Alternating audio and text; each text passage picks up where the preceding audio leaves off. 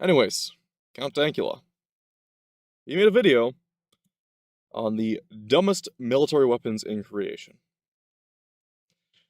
And this was a very recent video that he just dropped.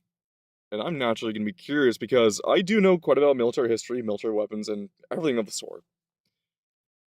I'm wondering if what I think is going to be on the list is going to be on the list, and if there might be anything new. Because when people talk about dumb military weapons, they always bring up the same ones. Usually it involves animals, usually involves over-the-top projects, and there's just too many, and the famous ones, of course, are usually the ones that do involve animals. However, there's even worse ones that the Japanese, of course, would make up during the Second World War. Not even just the Japanese, like over history, there was hundreds of absolutely asinine military projects that were designed to fuck with people or fuck people up. And my question is he going to stay in the realm of physical or is he going to go into psychological? I don't know. We're about to find out. Oh. The Shit. obsession with finding creative ways to destroy. Shit. Since the dawn of time, humanity has had an unhealthy obsession with finding creative ways to destroy his fellow man. And today, in the 2026th year of our correct and only Lord and Saviour, Based.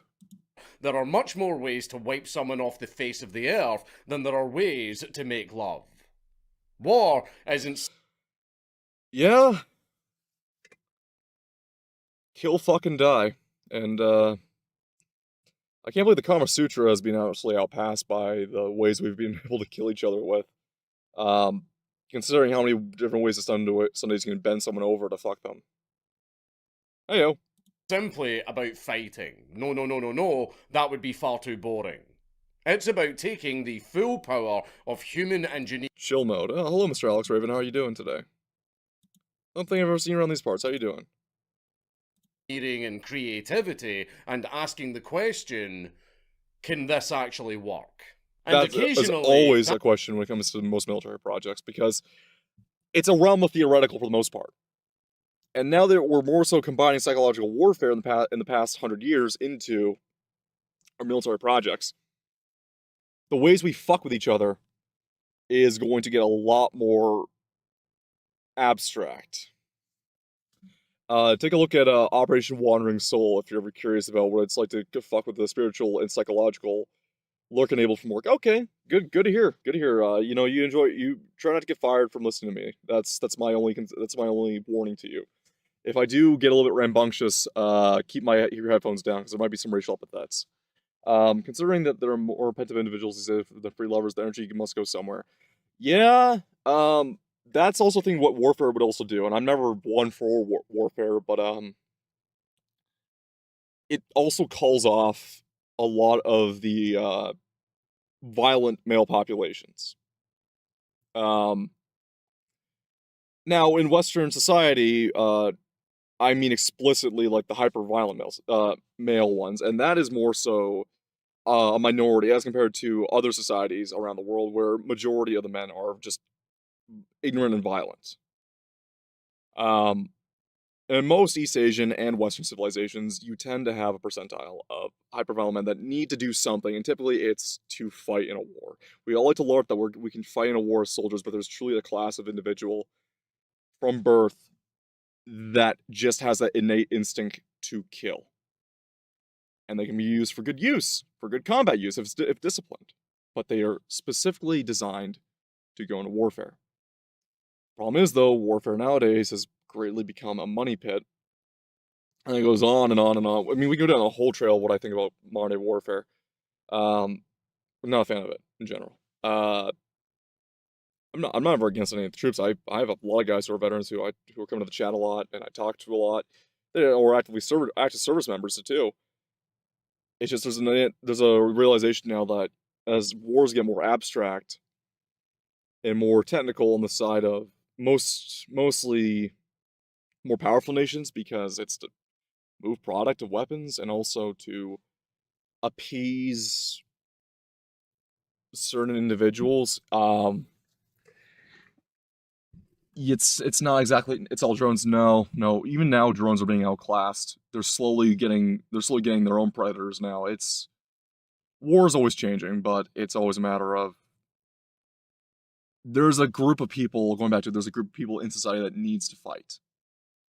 And unfortunately nowadays, a lot of men just are constrained down from doing what they should be allowed to do. Either fight, invent, build, just go forth and innovate. And modern society is very much constrained that, especially for white men, as you can see around the world. Uh, that's a whole problem for another time. That leads to breakthroughs. Weapons that are terrifying, sure, but at least they make sense and work. They Very much so. In fact, if people don't realize this, the invention of well, the mass utilization of chemical warfare in the First World War, there was predations of it beforehand, but the mass use of it in First World War, and the invention of chlorine gas and mustard gas, by Fritz Haber, Fritz Haber's firm to be exact, it was essentially designed to be a weapon that was so terrible that not just the opposing forces, but even the Kaiser himself would willingly lay down arms to say this has gone too far. Now, naturally, though, the French were also just trying to design their own, and the Germans were just the first ones to beat them to the punch. It's kind of funny how weapons of mass destruction like that are often are often designed to be made to terrify everyone, just to de-escalating the project. And I think in history, the only time Haber Bosch, yeah, I know the Sabaton song, but we're talking about Fritz Haber. Bosch was not part of this coalition for the gas. But I think the only time in history we've ever seen a weapon that was essentially a point of de-escalation is when we started tapping into thermonuclear warfare. And it wasn't until Zarbomba and I believe not Castle Bravo, because it was definitely not Castle Bravo. That was the what was America's largest thermonuclear bomb? I'm trying to think about it. But the point is, was it Ivy Mike? Anyway, the point is that when we got into the weapons of that scale and the realization of this isn't even just de-escalation, is if we let this loose, humanity as a whole is dead. Like, that's it. No ifs, ands, or buts. We'll nuke ourselves to the Stone Age. I don't know if they made mustard gas edible and sweet or spicy. Yeah, yeah. Well, they call it mustard gas because it smelt like the mustard, like, herb from a distance. And also the color and the hue of said herb, same kind of coloration. But I'm getting back to this. It was when the realization of we're at the point of total annihilation of each other, that we're on this teetering, like Occam's razor right now, of we can't use it, but we have them. But if we let them loose, there is no way back out of it. Now, there's new routes we can go down in terms of destroying each other.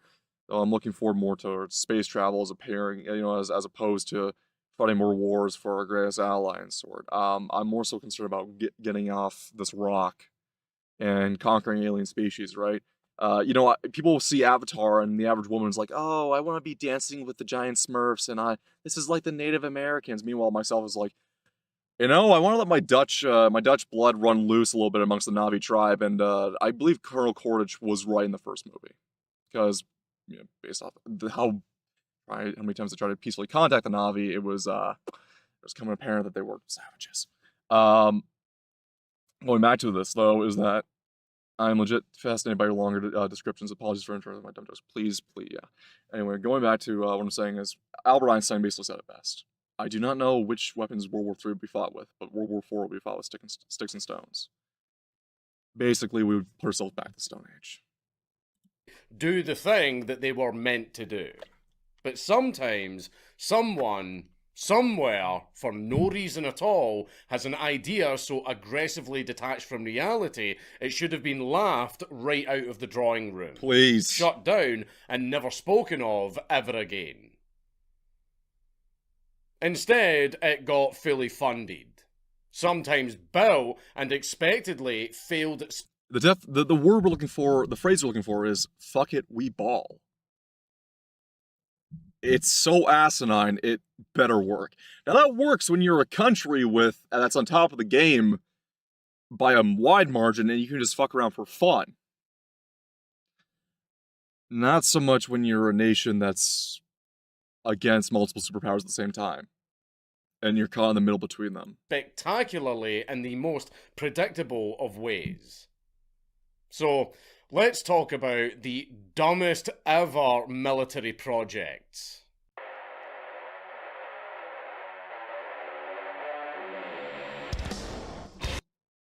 Was that Blackadder? Oddly enough, despite the existence of alien babies, the Bioride bombshell will still be my favorite species are female. The blonde bombshell will... Oh, the blonde bombshell will still be my favorite species of female. Yeah, well, you are a white-lusting guy. It's fucking Blackadder. I knew it. Oh, man. I'm sorry. I had to say this. When I saw... I love Blackadder. And I know Rowan Atkinson is a great actor, too. I love young Hugh Laurie. Mr. Bean.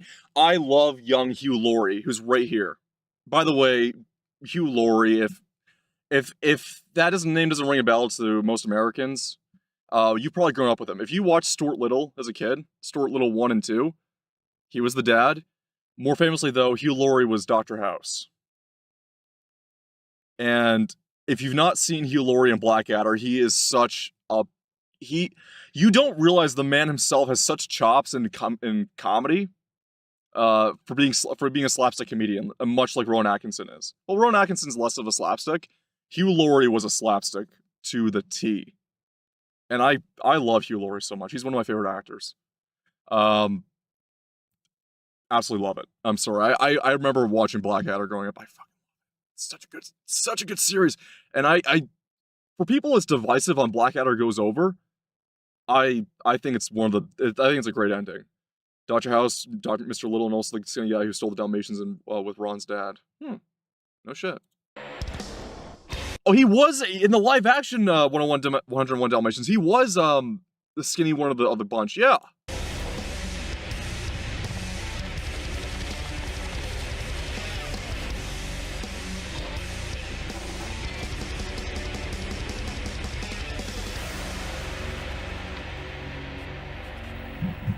Please leave a like and a comment on this video because it really helps me in the algorithm. A Harvard clinical trial showed that 1,000... We're not going to skip the ad on counting this video. In fact, right now, as of recording this, it's in circulation right now, so please use this code for whatever he's shilling right now. Absolutely. Milligrams of NMN daily doubled NAD levels and reduced fat, cholesterol, and blood pressure. Key signs of reversing metabolic aging. Here's Professor David Sinclair from Harvard Center for the Biology of Aging explaining it. It consists of heavily produced foods. Well, that's not the right word. But you know what I mean, like the... Did I lose connection? Uh-oh. No, we're still here. Okay, what I'm saying is, if your diet is like this guy looks exactly like his age. I'm afraid. He's not exactly looking like a spring chicken, but this is my take on it. About everywhere from a gym to a golf course to a business meeting. And I'm talking about visually, shockingly looking young people. Mainly people in their 50s that look like they could be in their 30s or early 40s to me. So when you say NAD, do you believe in the IV therapy? Do you believe in the stuff you can inject with subcutaneously? Or are you speaking specifically about this precursor that you were referencing? Well, what I believe doesn't so much matter, but the scientific evidence points to taking a supplement every day, a gram of NMN, which is this precursor, stands for nicotinamide mononucleotide for the aficionados. Just swallowing one of those, or 1,000 milligrams, is enough to double your NAD. And that's not a TikTok guru. That is straight from Harvard. The famous biohacker that everyone knows. Huh? Oh, that's my question here, too. Is it truly from Harvard or no? Because that doesn't seem correct. There we go. We're back to YouTube chat. Okay, sorry for the disconnection, guys. For some reason, we had a brief cutout. I don't know what's going on my end here. I'm gonna lower this down. About, well, his age reversal routine uses this exact trick. Do you think they want you getting it for under $70? Of course they don't. And people in Thankfully, you're Europe not have selling been to me. scrambling for the stuff because one capsule a day and your NAD levels surge. Your cells act younger, fast. Tech billionaires are all on it. They are not planning to age like the rest of us. Black Forest NMN is the gold standard. USA made and GMP certified. I think my issue with these is that I don't believe so much in the medical miracle stuff. So it feels weird Dank is promoting these. Pays the bills, I guess. He's not taking the crypto scams I'm aware of. Dankula, I believe. I mean, just on this one here too. We don't know it's snake oil until a couple years go by. I'm not to believe it myself. I'm very skeptical of it, of course. But I fully believe that I'm for testing new methods of medicine or supplemental vitamins for diet for health. Same token too, we don't know the dangers. It's a gamble. And so far, I'm not willing to throw my money pit into something that a couple guys say. Now, granted, there's also a lot of propaganda from Big Pharma for many different types of treatments and methods that actually work, like ibuprofen being used to cure COVID, because ibuprofen was used for years for Ebola, SARS, a bunch of other diseases. But then COVID comes around because when you want to shill medicine and keep the world underneath lockdown for a longer period of time, then you call it horse crank and call everyone crazy for taking it. Same token too, I take this all with a grain of salt based off the people who tend to preach this stuff the hardest. And remember, there is a reason that this is the one supplement that Big Pharma is trying to convert into a drug, so that they can control and corner the market. Once again, and it's so the heavy average skepticism person with a can't lot of just grain of consume it. salt, You but have it's to go also through something Big I'm willing Pharma to first give and credence to pay if it their actually exorbitant works, but that prices. takes years to When figure they out if it works figure or out not. how to patent the thing, prices won't be the same anymore. And Black Forest just launched their biggest deal of the year, and it is absolutely insane.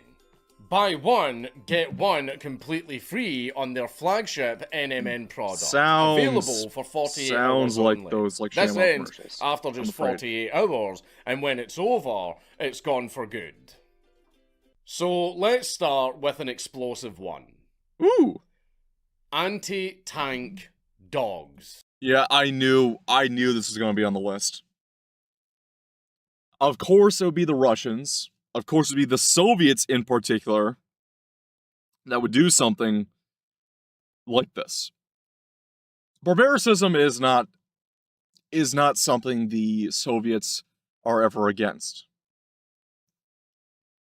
Christ's sake, even in the dying days of the war, the Germans didn't go down this route either.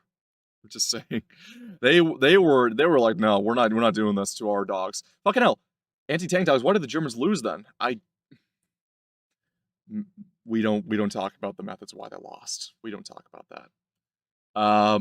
But I'm going back onto this here. And people often like to yell, the Germans had kamikazes too, don't you know? No, the Sonderkommando Elba were not kamikaze pilots. It was a very high mortality rate, sure.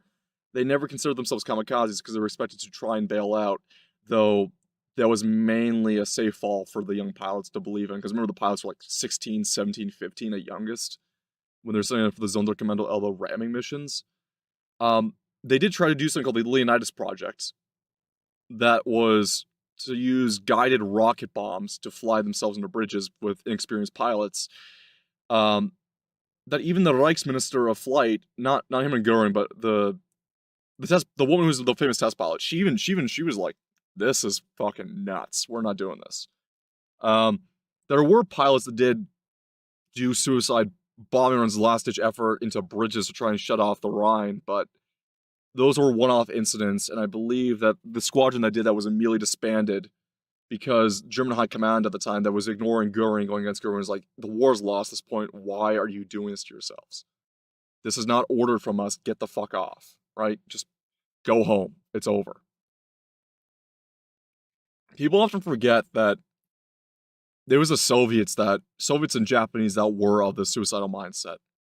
Now, there are, of course, over-exaggerations with the Soviets, like the one rifle for every 4 men, but that's not really the case. But however, there's a lot of faulty weaponry because of the rapid movement of factories to Eastern Russia, by also forcing labor to walk these death marches to these areas. That's how actually I lost my great-grandfather. He was stolen from his village by the Russians first and yoinked off to East Russia, where he died on the march. Welcome to World War II. Desperation was high, resources not so much, and manpower even less. And someone in the Soviet Union saw man's best friend, and in their infinite There he is! Oh, I miss the little guy. I miss him so much. Soviet wisdom, decided that the best way to deal with the German tanks that were knocking at their door was to strap 10 kilograms of explosives onto a fucking dog. And then attach a little wooden lever sticking out the top of him, and then sending that dog sprinting straight at the enemy. Specifically, the enemy tanks. The idea... I honestly just wonder if the hypothetical was as bad as people say, but also, like, since I live in the RIP Buddha, like, since I live in the, we miss Buddha. Being that the dog would get under the tank, the lever on the dog's back would hit the underside of the tank, triggering the explosives, and boom. Yeah. Tank gone, alongside the poor bastard dog. The whole thing actually started back in the 30s at a Soviet military dog school. But it didn't really kick off until 1941, when Germany decided to pull what we like to call a dick move, and suddenly everyone was scrambling for a solution to the German tank problem. Yeah. Yeah. And what I also want to speak about, I mean, there's a lot of tactical problems from German high command, not just with Adolf himself, it was all the way up the high command. There was generals that were saying, hey, assholes, war isn't done thus rapidly. Blitzkrieg cannot finish them off in a couple months. We gotta prepare for the winter. And you have a stretched front in Africa, the west Channel Wall, and helping Italy with their fuck-ups in the Mediterranean, and then you have occupation forces.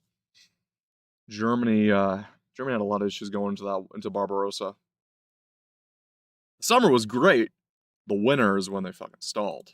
So, as an avid dog trainer myself, I was very, very interested in how you actually train a dog to suicide charge an enemy tank. How? And it turns out it's very simple.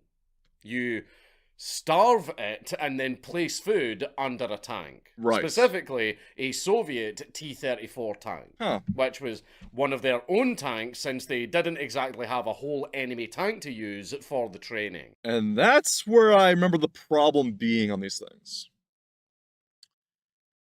You train the pooch on your own vehicles. Your own vehicles have their own unique scent, shape, colors. Not really colors, it doesn't matter as much to most dogs, though dogs can see color, but it's very muted. The fuck did you think was gonna happen? And then they repeated the process over and over until the dog learned that crawling under tanks equals food. They also threw in some gunfire and explosives to desensitize the dogs in the process. And congratulations, you've got yourself your very own four-legged guided missile with no understanding whatsoever of what's about to happen. There's just get Pavloved. Yeah, it was Pavlov's conditioning, but there was a lot of issues with it. Was a tiny little miscalculation with this entire plan, however. The dogs were... So he's about to say what I just said, essentially. And no, it's not a pre-watch, by the way. I just know about the history of this shit. And people like to forget. People want to tell this story like, well, the dogs actually just ran off because they were scared of the gunfire. My brother in Christ, they ran back to the safety of their own lines because they were scared shitless. And then they're like, oh, there's food under our own tanks. Let's go underneath there to hide and get snackies. What the fuck do you think happens? Trained exclusively with Soviet tanks, which ran on diesel. while the German tanks That the dogs problem is also there too. were supposed to attack. The Soviets had diesels. Diesels have higher torque, lower top speeds, but typically higher torque, a bit more robust, easier to refine fuel for it. They're a lot more dirty, but doesn't really matter when you're fighting a war in Russia. They never been one to care about environmental shit. The Germans were adept, even though diesel was literally designed in Germany. It was literally invented by a German inventor. I believe his little name was Felix Diesel, I believe. Though I may be wrong about his first name. I remember his last name being Diesel. There's a problem with that. Germany was so used to top speed, high performance, and most of their equipment would run on benzene, which is just German for petrol or gasoline. That's why Volvo, even to this day, when they designate their vehicles, they put, for the first letter abbreviation for the fuel type, they put B or D to discern what is or what is not what fuel the engine would use. You know, well, Swedish, but remember Swedish and German language has a lot of crossover. Going back to this though is that also a lot of German engineers would go work for the Swedes during and post-war to escape trials, or to escape the Soviets. But yeah, they ran on benzene. Imagine that. Oh, welcome to a subscriber. Welcome. Space stoners. Hello, Laura VT. How you doing? Good. We're talking about military stuff. We're talking about weird military weapons and failed military weapons. Ran on gasoline. Basically, no difference to a human, sure, but to a dog with their sense of smell, that's the difference between a hunk of metal and a food dispenser. So, when these dogs were finally deployed into actual combat with real and much louder gunfire explosions and chaos, well, things went exactly as you think they did. Ben Steen, wow, yeah. Wow, exactly. No, benzene, not Ben Stein. I know we're making a joke here, but the fuel, once again, going back to this, is that yeah, you can even simulate gunfire as much as you want with a couple rifles. There's artillery blasting off, there's mortars going off, there's machine gun fire. Those dogs are not prepared for that. Dogs all started to panic, and because dogs are loyal, they would run straight to the Soviet lines to the safety of all of the familiar scents. Yep. Out of the first batch of 30 dogs, 6 of them detonated inside the Soviet trenches. Beautiful. Killing or injuring everybody in there. And 3 of the dogs were actually captured by the Germans. You stream daily? I try to. The rest of them, well, they just ran away. Yep. They just scattered and ran away as far as they could. Yeah, they're little spooks. Some got shot before they could even get close, others just simply failed to trigger, or they had to be dealt with by their handlers when they came back to Soviet lines, strapped with a bunch of explosives on their back. The others that did fully get away, well, they just wandered the battlefield or the fucking forest or whatever for perhaps the rest of the war. Exactly. Creating one hell of a hazard for literally fucking everyone. Oh, look, a dog! Oh, who's a good boy? To be completely fair, there were reports. So, jihadist dogs, how beautiful. How beautiful. I like your model. Well, thank you. It's a PNG tuber for now. We're gonna slowly evolve ourselves over time into a live 2D model. Did you make it by yourself? No, I did not. Of some success. I got an artist. One story from the Battle of Kursk claims that 16 dogs managed to destroy 12 German tanks. I take it with a grain of salt. That sounds very impressive until you realise that it's the Soviet Union we're talking about. They absolutely love their propaganda and just making up numbers. See, everyone likes to shit on the Germans for...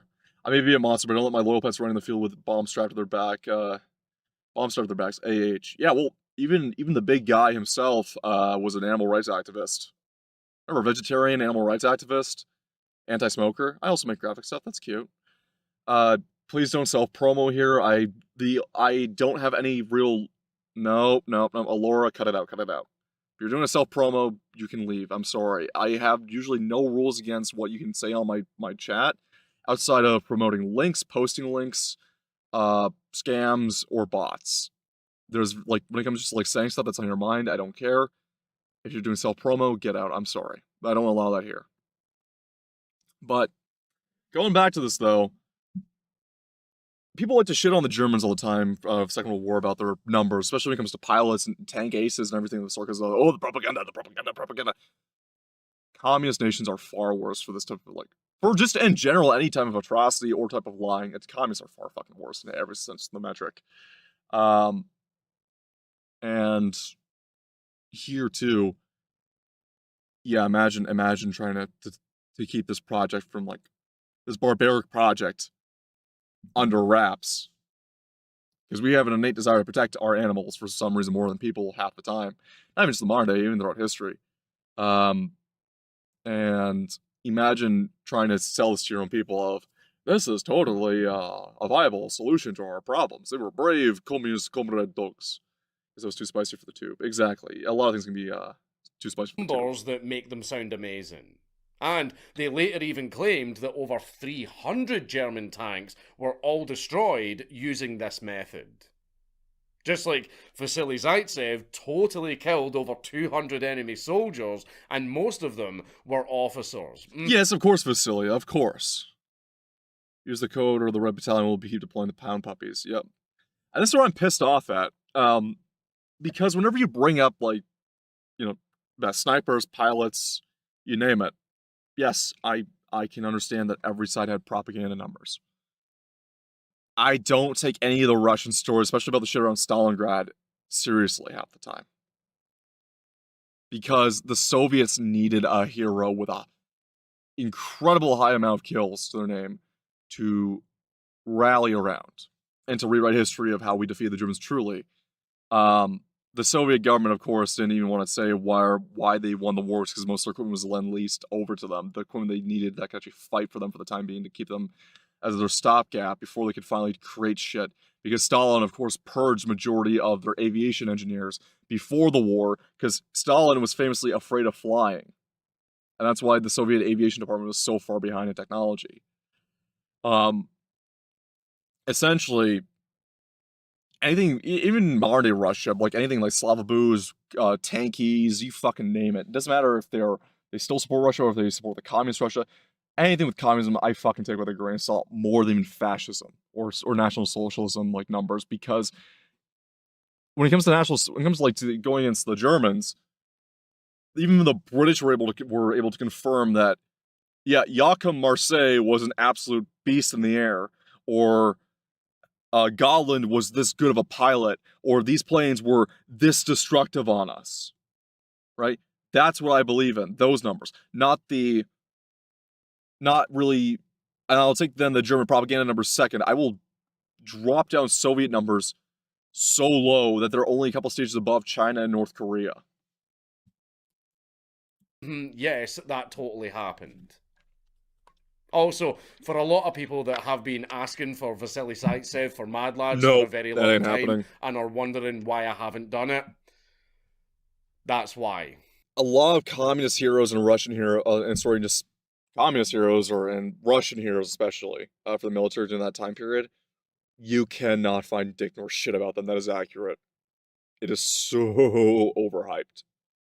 Now, if you've not seen Soviet-made military movies, Russian Federation-made military movies they make nowadays, they're about as absurd as the Chinese military movies that are made about, like, modern warfare. They're that absurd in terms of, like, or historical warfare movies, of just the sheer amount of, like, it would make Michael Bay blush with half the shit they pull off. Right? It's entertaining, yeah, nonetheless, but it's so over-the-top bullshit.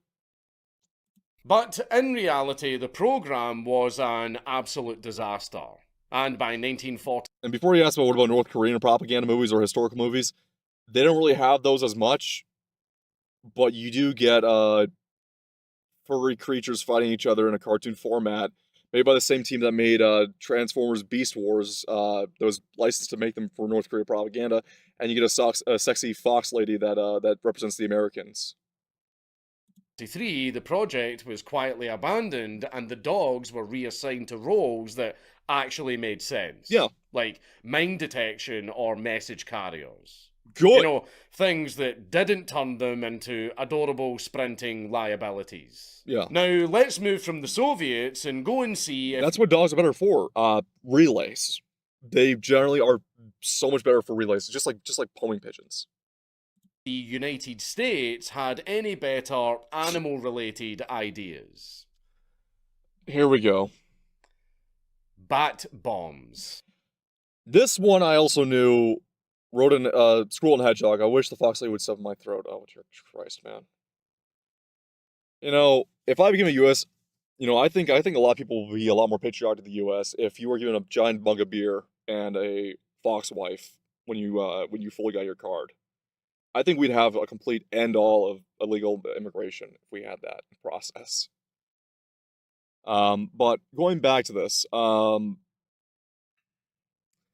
know people often heard of the bat bomb through Nick, of the fat electrician. Because a lot of people who are getting to military history now are going through Nick, which is great, you know, Nick's telling stories.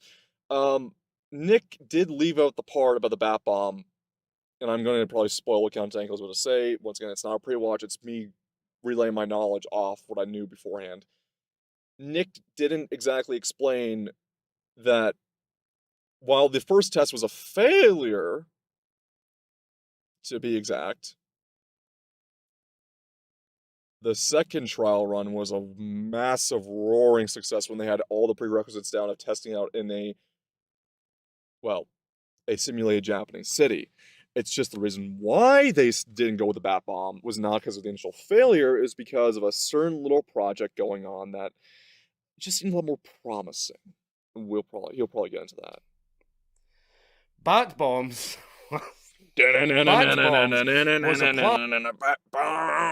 I know. Plan made up by a Pennsylvania dentist of all things named Little S. Adams, who on the literal Now, he may be a dentist, but a lot of guys like those have eccentricities and hobbies. And he might have had a love of an interest in Chilopetrians? Is that the proper word how to pronounce it? For the Latin word of bat for the genus? Chiropetrin? Petrin? Chiropetrin? Oh, let me look that up sometime. Chiropetrin. I'm gonna go with that for now. His interest in Rouge the Bat probably got the better of him, and he thought, hey, imagine this, but a jihadist, right? Imagine Rouge the Bat, but in a hijab. And you get bat bombs. day of Pearl Harbor visited the Carlsbad Caverns, absolutely beautiful place by the way, and he looked at the thousands of bats flying around and he thought to himself, man, nature sure is magical. And I actually love bats. Living on a farm for a good portion of my life, fruit bats, I love them. People often think bats are icky, a little bit creepy, or they're weird. Bats are adorable. When you get to hold one or see one up close, they're adorable. Little fruit bats. Okay, the vampire bat's a little bit ugly, but like there's a lot of bat species that are just, they're adorable. They're adorable little creatures. Oh, they're so sweet. I just love them. Wonder what would happen if we strapped bombs to it. Yeah. Peak American mindset. I love and it. somehow that absolutely fucking mental idea made it all the way to the White House. Roosevelt then read it, approved it, and got it funded. Yeah. So, what was the actual plan? Well, you would take a bunch of Mexican three-tailed bats. Look at the little guy. He's a little cutie. Yes, YouTube doesn't let me sing bat boobies. Yeah, they probably don't. Look at the little guy. Look how small he is. I love these. I love them. They're like a little flying chihuahua. Call them your cute little caped crusaders. You would then cool them down by literally refrigerating them until they entered hibernation mode, and then... Yeah, bats are interesting. I know bears are famous for hibernation, but when bats go into hibernation, it is literally per temperature. It is per the temperature. they don't need seasonal, they go by temperature. And they can immediately lock down in hibernation mode rapidly. Kind of like how gators go into hibernation mode. Their version, reptiles do it too, but like the reptilian version of hibernation mode is so Adam West had to blow up before Michael Keaton could succeed. Exactly. But like hibernation mode and like reptilians is just the same as the bats, where it's basically it's not seasonal, it is per the temperature. And they will go into lockdown immediately. Yeah. So bats are literally me, exactly. They snooze. And you would stuff over 1,000 of them into a bomb-shaped casing after gluing each bat with about 15 grams of napalm. You would then fly over Japan at dawn and drop the bat bomb. The bat bomb would then open in mid-air, the bats would all wake up, and then scatter all across the city. Remember, they refrigerate them before putting them in the casing. So as their body temperature begins to warm up, by the time they're over the target, they should have theoretically woken up by that point. So when that casing opens, they're already ready to fly. They're basically screeching to get out. And the moment they get out, they are just, boom, they're gone. And it's probably got a little parachute on too to make sure they get out at the right time. Where they would then nest in the wooden roofs and attics of all of the buildings, because at this time, Japan's buildings were about 90% all made of wood. Yeah. Grave of the Fireflies spoke of this. If you wondered why the fire bombings were so devastating, with I've estimated up to be close to 1 million lives lost from the firebombing of Tokyo, it's because Japan, despite having rapid acceleration and industrialization, still went by traditional methods of infrastructure. And that also included paper windows, too. Or paper screens for the windows. You're too late, Batman. As of now, I've dropped my bat bomb into the tri-state area, the Clock Wizard, the Clock King.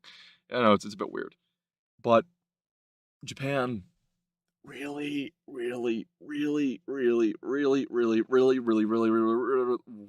fucked up in that regard. And when you get something as easy to produce as napalm that sticks to shit and burns and burns and burns and burns and burns, oh fuck, it is gonna be a mess. Because, haha, broke-ass bitch.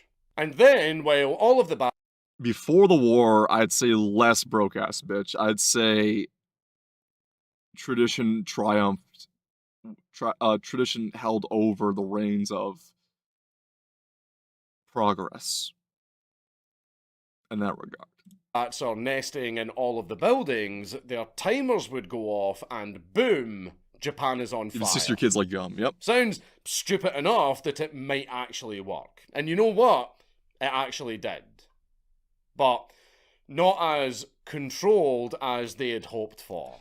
And also, too, I don't think even Curtis LeMay would have liked this, because Curtis LeMay was just like, I wanted that shit gone. Honestly, controversial take, Curtis LeMay is probably one of my favorite military generals of all time. He's probably one of the most hated of the Western ones, but he's probably my favorite military general of all time. Because Tiaboos, I'm looking at the communist and socialist Tiaboos, I'm looking at the Tiaboos like Laserpig and Anamarchy, who will slob the knob of Bomber Harris, because Bomber Harris was such base. He made the fire bombings of this city. He took down the Germans. Ha ha, Germans, get wrecked. Meanwhile, Curtis LeMay, he's an evil monster. How dare he? Yeah, I think the only reason why a lot of people call LeMay a monster is based on the race of the people he was bombing. He was basically the same as Bomber Harris, but he also had the ability that Bomber Harris didn't have, which he had a force that could actually stick it to the Japanese and overwhelming superiority. And when they were like, okay, there's no more interceptors coming up, they came and hit us with their AA guns for our bombing runs. He literally told the squadrons of bombers, okay, now double your fucking payload to nearly the max the B-29 can carry, which I believe was nearly 25,000 pounds of bombs. I keep thinking of H-Bomber guy when you said Bomber Harris. No, Bomber Harris is a different guy, and my opinions on Bomber Harris are my disdain for him is only from the fact that he's often Schlab Nabov, and people like to worship him and clap their ass cheeks around him because, you know, he killed those evil Germans. Meanwhile, people hate LeMay because he did the job on the Japanese. And even LeMay was like, LeMay was also not a profound military strategist. He could tell you a story of how he would take you down. LeMay was very much a one-answer type of guy who's like, yes, no, let's do this way, let's do it that way. He was very much a one-note, I want this job done now. And he even said after war, if we lost, I'd be tried as a war criminal. Like, outright. People often, like, also, because MacArthur also was a you know, a poster boy, camera boy, infamously. Though Nick does get some things wrong about MacArthur, mainly about his, like, his tactics and some of the things he had being restrained on, because you remember, a lot of his orders, like, for the Korean War, was because of the White House keeping him on a leash, for diplomatic reasons, to prevent a full-blown Third World War. But also to keep some heavy diplomatic reasons for the American populace. LeMay was called Stone Age for a reason. Because even after his firebombing campaign, he outright said during the Korean War, why the fuck are we playing around? MacArthur wants to bomb the border of China. Let's just go into China and bomb the shell them with our nuclear arsenal. He even said, take it up to Russia too. Let's get the job done right now. I'm fucking tired of this. Let's go. What LeMay is what people hate the most, but don't realize that you need it to completely solve an issue. And he is a war dog. LeMay was not a war hawk. A war hawk is always looking for a fight to sell and profit off of. LeMay's a war dog. He wants to kill, end it, and be done with it. His only purpose in life is to do the job that he sets to do, and that's it. And once he's done, he's like, I'm done. Job's over. And we completely annihilate it. I fulfilled my purpose. I retire. That's what LeMay was. And that's why I feel like people hate him, because it's easier to hate a war dog than it is to hate a war hawk. Especially when a war hawk can be charming and British and have all the diplomacy and argumentative of why I'm so special. LeMay was just a outright, I do my fucking job and I do it well, but I do it violently. Let me do my thing. Because on May the 15th, 1943, when the first major field test was happening, everything was going according to plan.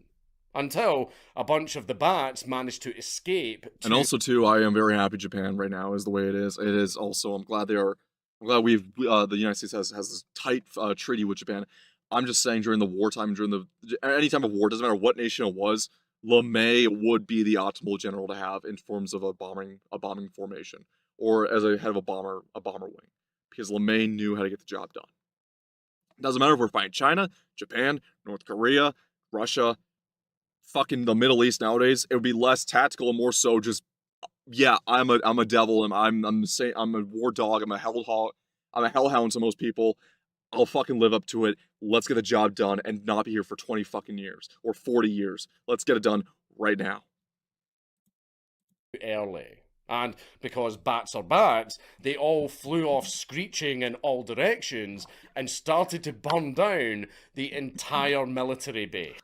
I assume YouTube doesn't like me saying hawks are bad in a more stronger sense. Yep.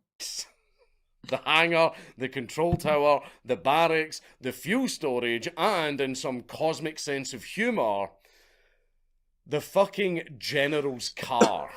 Fortunately, no one died, but the military basically couldn't do anything but watch as their weapons project and their own facility went up in flames. Truly. So, after that little accident, they said, fuck you and fuck your fucking bats, and they handed the project over to the Navy, who then handed it over to the Marines. And the best part... I fucking love the Marines. Of course they would take it on. ...is, after an actual proper test at Dugway Proving Ground in Utah, the bats worked perfectly.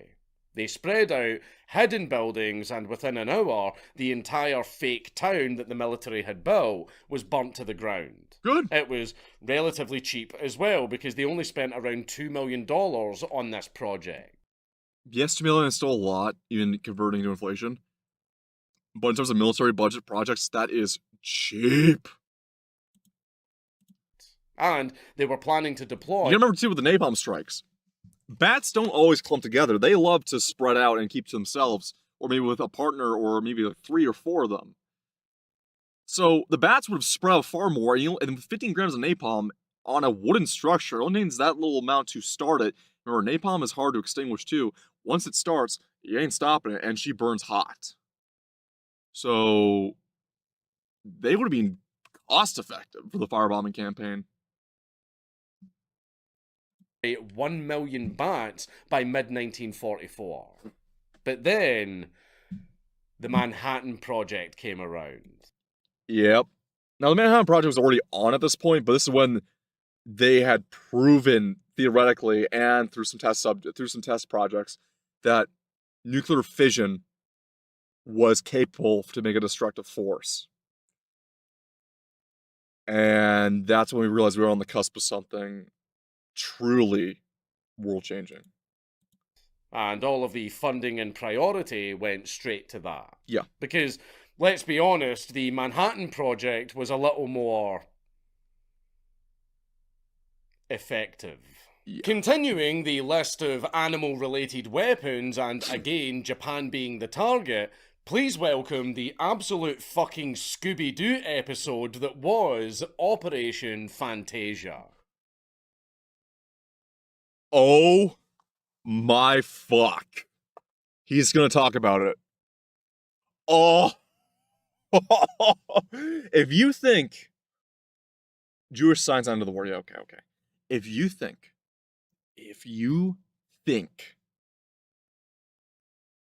Nick, the fat electrician, talking about the bat bombs was the weirdest it could get, he's like, yeah, America, fuck you, we can do whatever we want.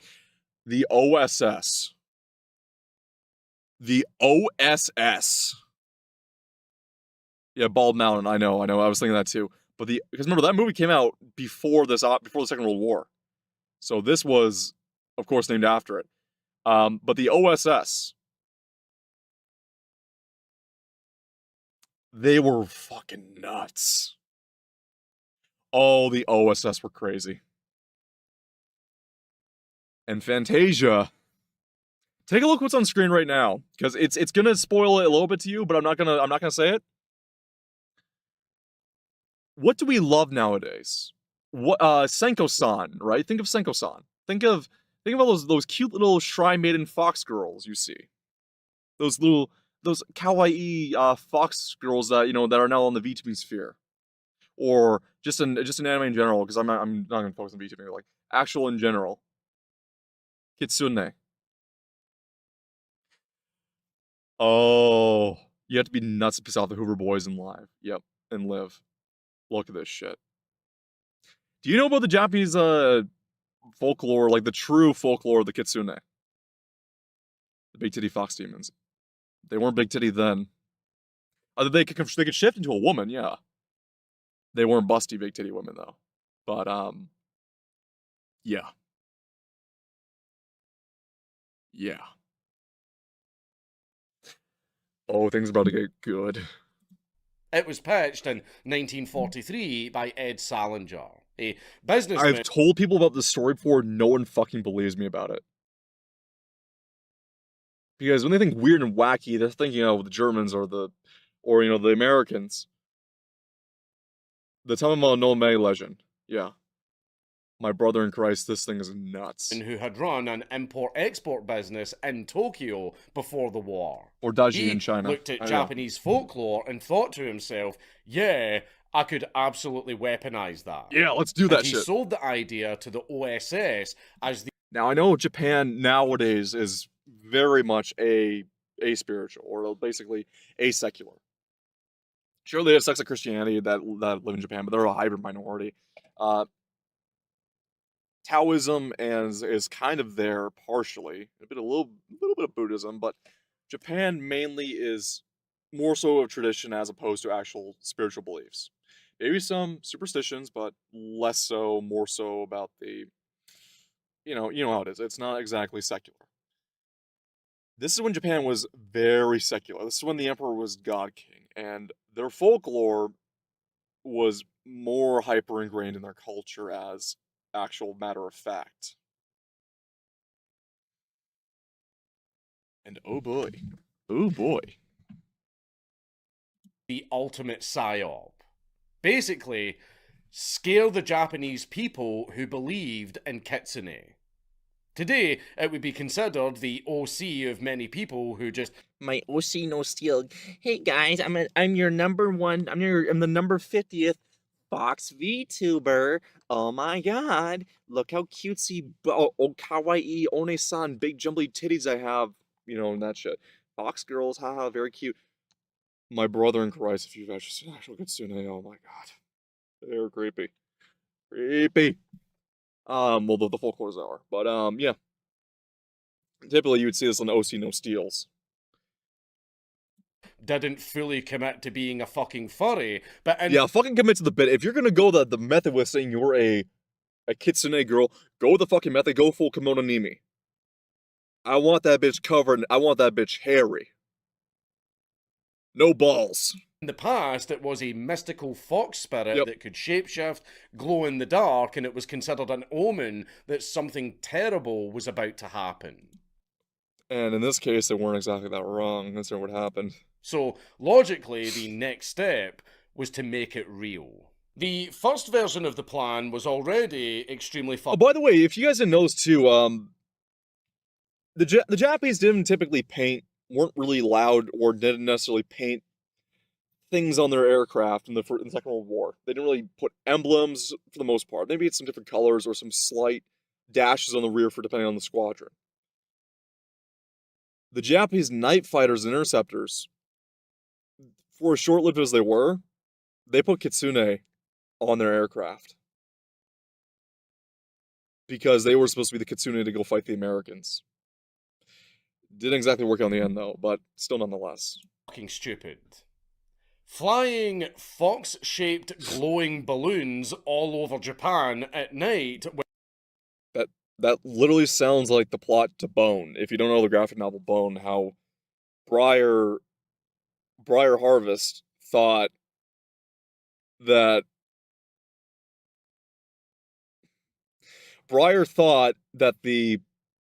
this giant election balloon that Phony Bone made, that got swept into the valley, she thought that was the omen, that, you know, the worship of what's to come, because it missed out. It missed the part that says, Phony Bone will get your boat. And she was trying to sacrifice Phony on a rock to the Lord of the Locusts, and Phony was like, sister, that's an election campaign. And the Lord of the Locusts goes, that's a vanity project of his. And Briar just kind of looks up and is like, are you kidding me? And realizing she fucked up big time. He doesn't like me saying that. The Foxwoman babies should be a thing. Yeah, okay. Well, maybe you need to be less horny then. YouTube won't be up your ass. But this is exactly what it sounds like. Basically the first half in MacGuffin of the Bone series. While undercover agents on the ground ran around blowing fox whistles and pretending that they were possessed. Are you kidding me? To be completely fair, that is a lot better than my idea of just shoving 9 foxtail butt plugs up someone's arse, filling them full of amphetamine, and then I mean, actually, that would work better considering how cosplay culture is nowadays. just unleashing them on the townsfolk. But anyway, that somehow wasn't I mean, a lot of people will do that to our demons outright. autistic enough, and version 2.0 was to actually capture foxes from China and Australia and then cover them with glow-in-the-dark radium-based paint, and Oh, fuck, I forgot that part too. I know they were trying to make the foxes glow in the dark. I remember that part of the story. So, radium. Oh boy. If you don't want to sleep tonight, look up the Radium Girls. Radium is a literal radioactive compound paint that does glow in the dark, yes. That in the First World War, when it was discovered, I believe the Curies were the ones to help discover it. Radium would, while it would glow, it would unleash tons of, what was the measurement they used to discern it? But it would release it was hyper radioactive, and they would use it for glow in the dark watches in the First World War. So soldiers can have a glow in the dark watch to keep track of the time. Not a terrible idea, but those watches had to be painted. And there was a New York facility which knew of the dangers of radium but didn't tell their workers, which was the majority of women in their early 20s. And these were called the Radium Girls. And the Radium Girls used to get their paintbrushes ready. They would lick them to get them wet and ready to go and fine tipped. They'd also paint themselves like with makeup like this radium. Goes, oh, I'm so pretty, I'm so pretty. They were never told what radium does because it was already known radium was cancerous and could cause cell decay. They weren't told purposefully. They died horribly. There's also a man who, in the United States, who bought a snake oil salesman's. I think it was called millicuri. I think that's the measurement they went off because literally named after curies, or milliparcels. The thing is, there was also a man in the United States who was sold a snake oil cure-all to help improve his ability to play tennis. And he would drink a vial of this radium snake oil a day. He is one of the most radioactive men in history to have lived, and his decay was recorded.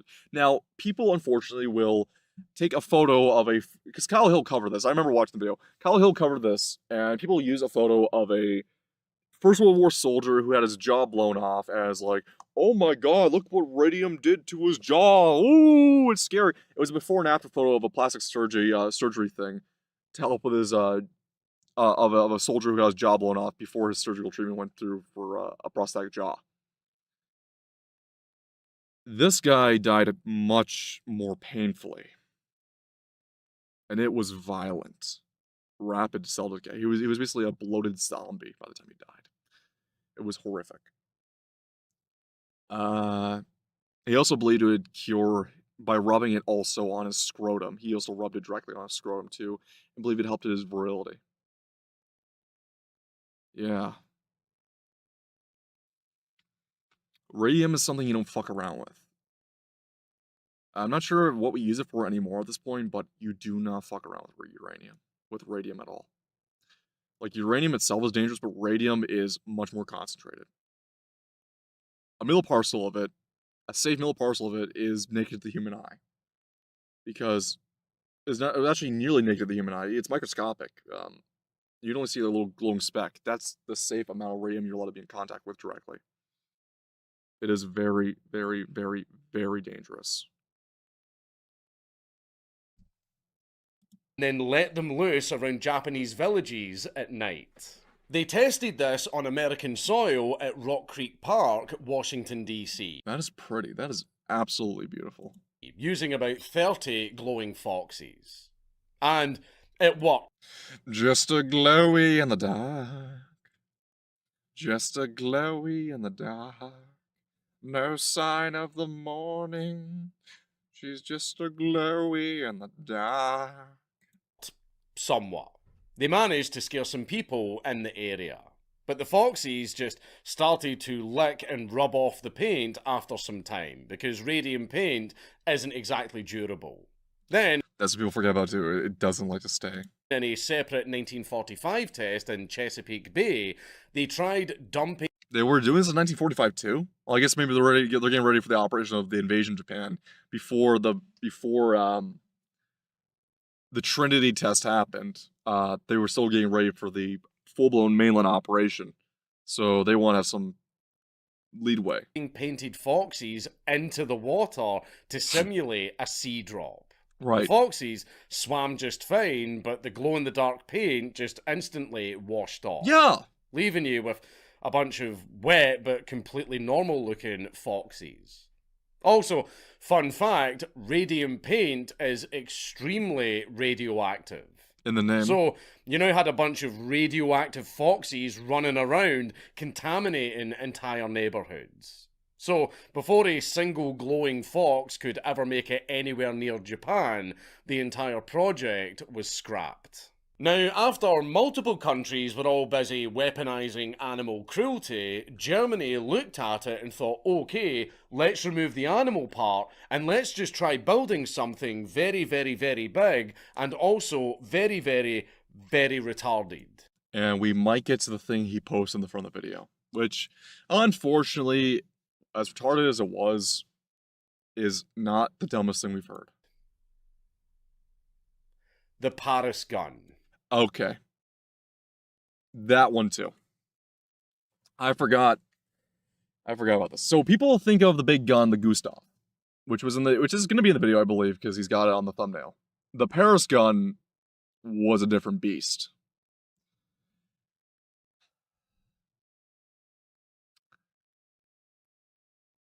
The Paris gun was also very impressive for its technical range. However, it was also very impractical. It's a Wunderwaffen, and most Wunderwaffen are usually not that wonderful. Outside of the 262 Schwabel, which even then had a lot of teething problems. This absolute monster of a machine was built during World War I Yep. by a company called Krupp, who were Yeah, Krupp. I fucking love Krupp. I'm sorry to do that. I fucking love science, but Krupp is one of my favorite firms of all time because they were the ultimate fuck you, we do what we want. We practically were there for the invention of the howitzer. We built the first howitzers. We know what's up, playa. Let's get the shit done. They put Fox in the water to make the Japanese get cancer, yeah. But Krupp, oh, I love Krupp. They're so cool. I love Krupp. One of my favorite companies of all time. the biggest weapons manufacturers in Europe at the time. It was designed by Fritz Rausenberger, and it was officially called the Kaiser Wilhelm gun. That man looks like he inherits the Diebel mythology of the howitzer. If you've not seen the Danish movie Diebel, the Fall of Diebel, it's a great movie. It's spoken in Danish and in German. It was about the Prussian invasion of the fort Diebel, and I'm probably butchering that horrifically, but the howitzer scene, oh, it's so good because it was like it was the first one of the first times. Crap, that's a whole lot of yeah. The scene where they fire the howitzer off is so good. It's one of the first times the howitzer was supposed to be fired, and it was the guy who was presenting it. Oh, I love that actor how he was presenting because he was so giddy as the firing officer, and he was like, "Menenhaven," plugs his ears, "Halbitzen," and they fire out the 5 kilometer and 3 kilometer howitzers, and they have, as it was, with absolute accurate precision. And he told them, "Don't worry, gentlemen. The only noise that's deadly to you is the sound it makes." Basically telling the Prussians, "It ain't gonna blow up, but it's loud. It's gonna be a loud motherfucker." And oh man, that scene in that movie is so good. I love Diebel. It's such a good movie. But everybody just called it what it was actually used for, the Paris gun. Yep. Because its entire purpose was to sit as far away as possible and shell the ever-living fuck out of Paris. Based. Like a long-distance middle finger. So based, so zaced. This is why I love my German ancestry, because to the end of this day, I can still flip the middle finger, even at like French VTubers and shit. I can still flip the middle finger at them and say, "Hey assholes, you want me to do it again?" I mean, they're doing it themselves anyways by literally making their country into a fucking caliphate. They were far further advanced than even England is, because at least England's got Rupert Lowe. But yeah, vague posts with more of your favorite video game you played 5 months ago, telling, "Do you feel like a hero yet?" Yeah, sure. Vague post and try to skirt around the issue. Here's a fucking Paris gun for you. You fuck. I love it. I love my ancestry sometimes. You see, by 1917, the Western Front had turned into a giant, miserable shit pile of a stalemate. Nobody was really moving, and everybody was stuck in the trenches just chucking artillery at each other, hoping that something would change. Beautiful. So Germany said, fuck Paris in particular, let's bomb them from... Fuck Paris, I agree. Very few places in France I would actually love to go to. Paris, even before the shit invasion happened, I wouldn't even go to Paris. Not a fan of Paris. None whatsoever. I prefer northern France. I prefer the French coast. I prefer those areas. And no way I'm going to Paris. Parisians can suck my dick. So far away that they can't do shit about it. And when I say far away, I mean it. This fucking thing The French can suck my Bavarian cock. Up and down the shaft, lick it up, clean it up. could hit targets I at think since the over Bush era, no one believes in 130 the cause anymore. kilometers Yeah. away. Which, by today's standards, doesn't sound that far, but this is World I War know, One. but when you're vague posting and LARPing as a military VTuber, and then actual military VTubers are like, you know, you're a smart ass, can shut the fuck up because you also shit on people you shouldn't be doing. Yeah, I think the vague posting is allowed to be rammed down her throat a little bit. You want to talk shit, but you don't want to get out the you don't deal with the toxicity, then get out of the gas chamber, bitch. talking about. That was fucking unprecedented at the time. So I can respect someone more that have stood by their principles, but vague posting and try to skirt away as like I'm the hee hee ha ha so cute kawaii girl. Nah. You if you want to run up on it, you have to stand with the gas chamber. When I send stuff down range, I'm in a pissing match with someone. I send artillery down range at them.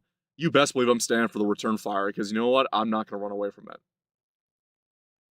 And people say you shouldn't say anything to someone. Well, guess what? I will not have my ship shot from under my ass. That's what I believe in.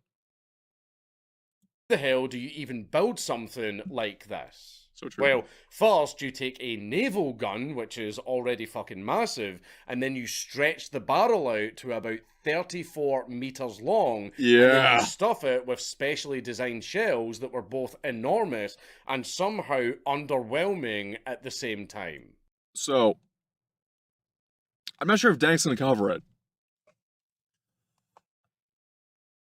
The Paris gun and the Gustav gun were not the biggest guns Germany ever built. There was one more. The London gun. Fired from northern France and parts of Belgium, the London gun was a channel crossing, multi-staged artillery piece that was buried, I believe it was 150 feet in the ground. It was the length of the barrel. And basically, it was in an underground bunker network that had a multi-stage firing system where the initial firing, there was multiple firing chambers that would propel the shell at a coordinated time to propel the shell all the way up the shaft, so when it launched, it would have the ability to have arcing fire to strike London. And unlike the Paris gun, it was a full artillery piece. Like the shell was full artillery. It was not a light artillery shell. The thing was monstrous, so it could fire. And it was, I believe, 5 per set was 5 guns lined up in a staggered firing order with 5 columns of 5 guns. So like 25 guns in total in a staggered firing order. Meaning that the whole London area was basically in line of this fucking gun. And it was probably the scariest shit you can think of pre-ballistic missile. Because no one knew, because people were used to the flying bomb at this point. The buzz bomb, people were used to. The V1 rocket, people were kind of getting used to, because they also realized how to take down the V1 rockets. They were also dealing with, the Underwunderwaffen or like the later strikes on London. London would have sunk then. No, London Bridge would have fallen down. But when the shells start coming into London, no one knew where the fuck it was coming from, and it was just like, it would go bang, bang, bang, bang, like random parts of London would be struck. It's like, where the hell is that coming from? It was insane.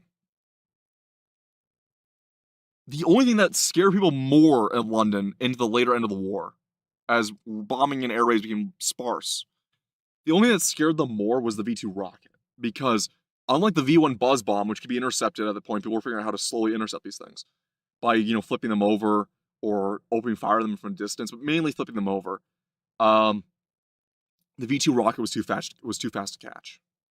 And it would just come in hard and fast, and that was it. There was no sound, there was no warning. It was rapid fire. Very short-lived, though, but it was also something you could not hit. You see, each shell weighed about 106 kilos, but it only contained about 7 kilos worth of explosives. Yeah. So you were basically firing a very large hunk of metal that had slight anger issues. Yeah. The funny part was how the thing actually fired. It launched shells at around 1,600 meters per second, and those shells would travel for about 3 minutes, just hanging there in the air and reaching about 40 kilometers in altitude. Yeah. Which is the stratosphere, by the way. Germany soft-invented space travel just to fucking bomb Paris. That is based. I'm sorry, that is such a hustle and based. I love that shit. I respect that, actually. But because the shells were up there in the air for so long, they actually had to take into account the rotation of the Earth when they were aiming. Yeah, that's the thing with these artillery pieces, too. You have to factor in the travel distance of the Earth's rotation. Not wind, not distance, the actual rotation of the fucking planet. Starting on March the 23rd, 1918, they fired it from a hidden position in a forest near Crépy-en-Léon. No sound, no planes, just some random arse 106 kilogram shell dropping from the sky from seemingly fucking nowhere. And people in Paris had absolutely no idea what the fuck this was or where it was coming from. Yeah. Now, this is where everything all started to fall apart. Yeah. Literally. Despite the size and distance that this thing could do, the results were underwhelming. Yes. During its entire use, the Paris gun fired around 320 to 360 shells total. About 20 a day at most. And the total casualty number was around 250 people killed, with about 620 people wounded. Tragic, of course, but for something that massive, that complex, and that fucking expensive, you are absolutely not getting bang for your buck. Nope. Which is ironic coming from a gun that's the size of a fucking building. And the aim on this thing was absolutely fucking horrendous. I mean, the target was literally a fucking city, and this thing was still missing it by miles. Yeah, It wasn't I forgot that hitting part too. strategic locations. These shells were basically landing wherever the fuck they felt like. And the most famous hit was actually on Good Friday on March 29th, 1918, when a shell collapsed the roof of a church during a service, killing around 90 civilians. That was the main thing that made the Paris gun infamous. Of why its legend even exists nowadays. It's not just a forgotten weapon in the annals of history. Now, call me crazy, but I wouldn't exactly consider that a high priority military target. Nope. And the Paris gun itself was actually destroying itself every single time it was fired. After about 60 or so shots, the barrel would start to warp and bend to the point where it had to be replaced. And every single time that happened, some poor bastards had to drag in another 34-meter long barrel to replace it. So, at the end of the day, they ended up with the most over-engineered gun on the planet that constantly missed its target, did absolutely fuck all damage anyway, even if it did hit, and the barrel had to be replaced every 2 or 3 days during a war where... It had recoil damage. No, he was even more than recoil damage. You're thinking recoil only. H250. He said the barrel. It's not the firing stock that caused the problem with the gun. It was the barrel. The barrel was warping from the heat and wear of the shell traveling down it.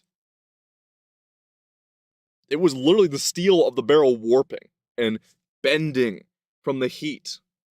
and its own weight. Steel is scarce and is kind of very fucking important.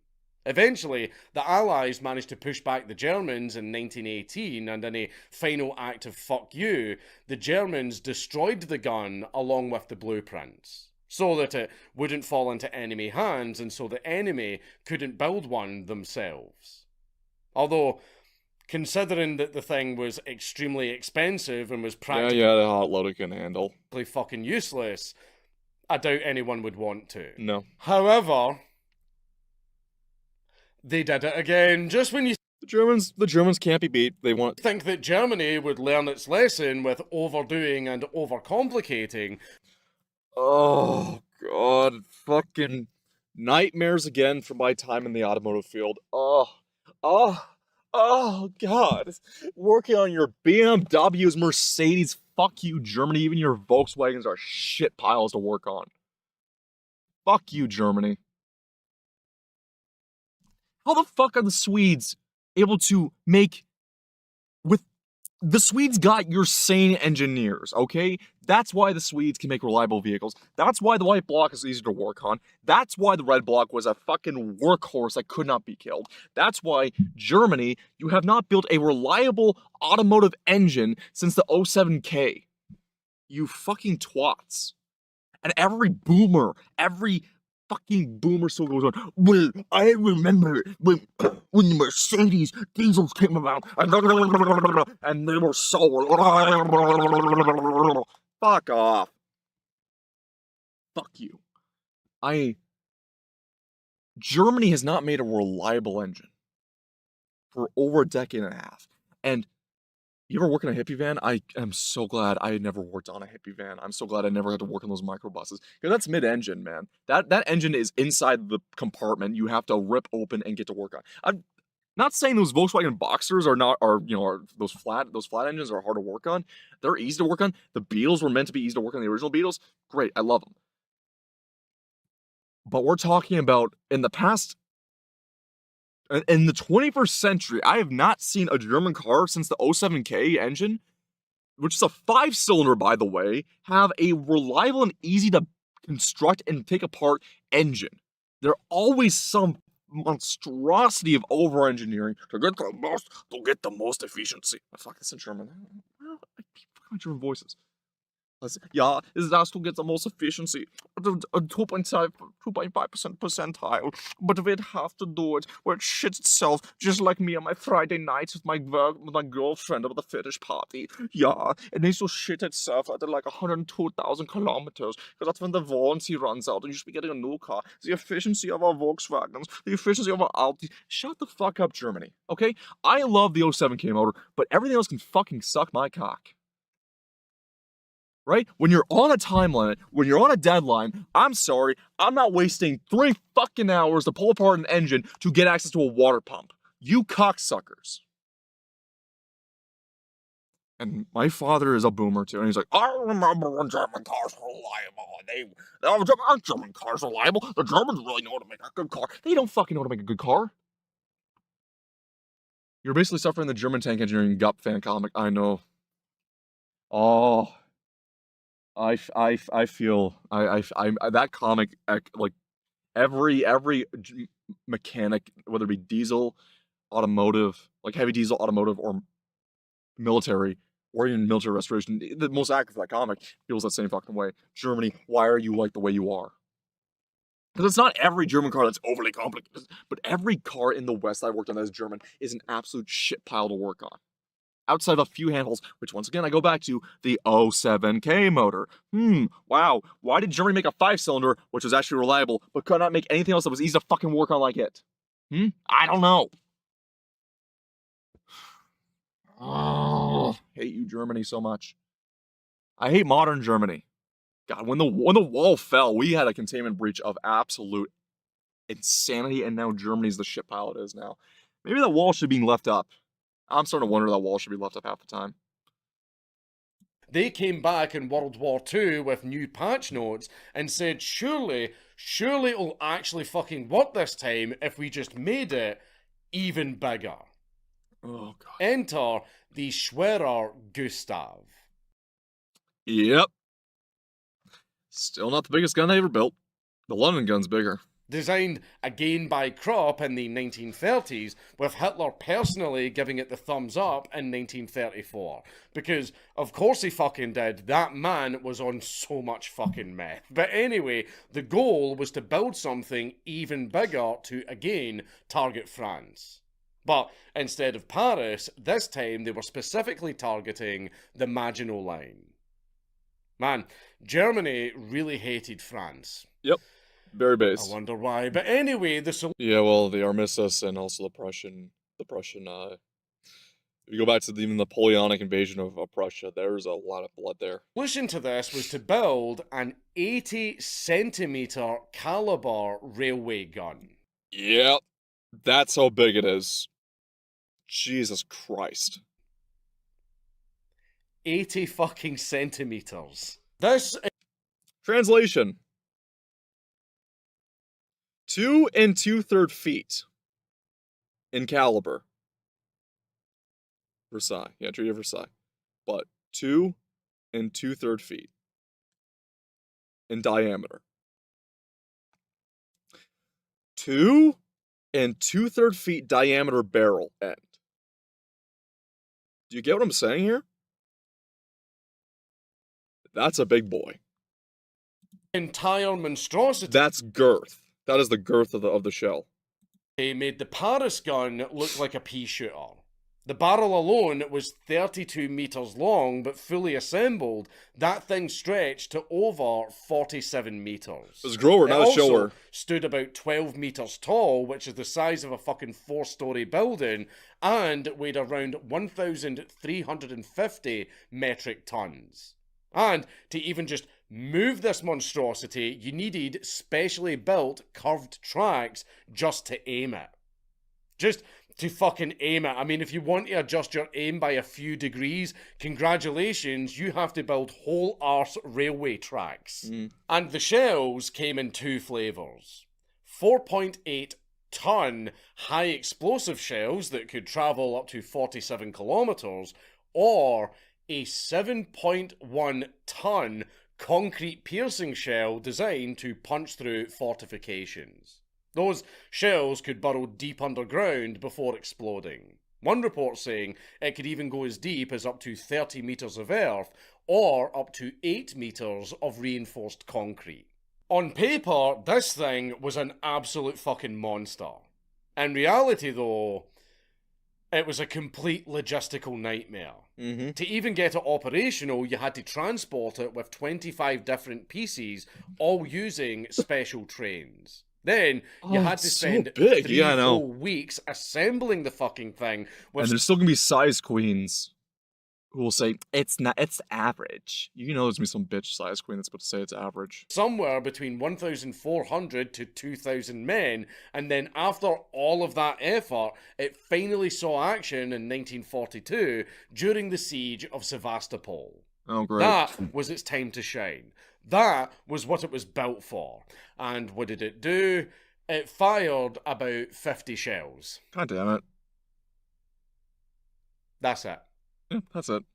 That's a rate of about 1 shell every 45 minutes. Now, to be completely fair, it did manage to do some damage, even blowing up an underground ammo depot. And a boy. But again, it had the exact same problems as the Paris gun.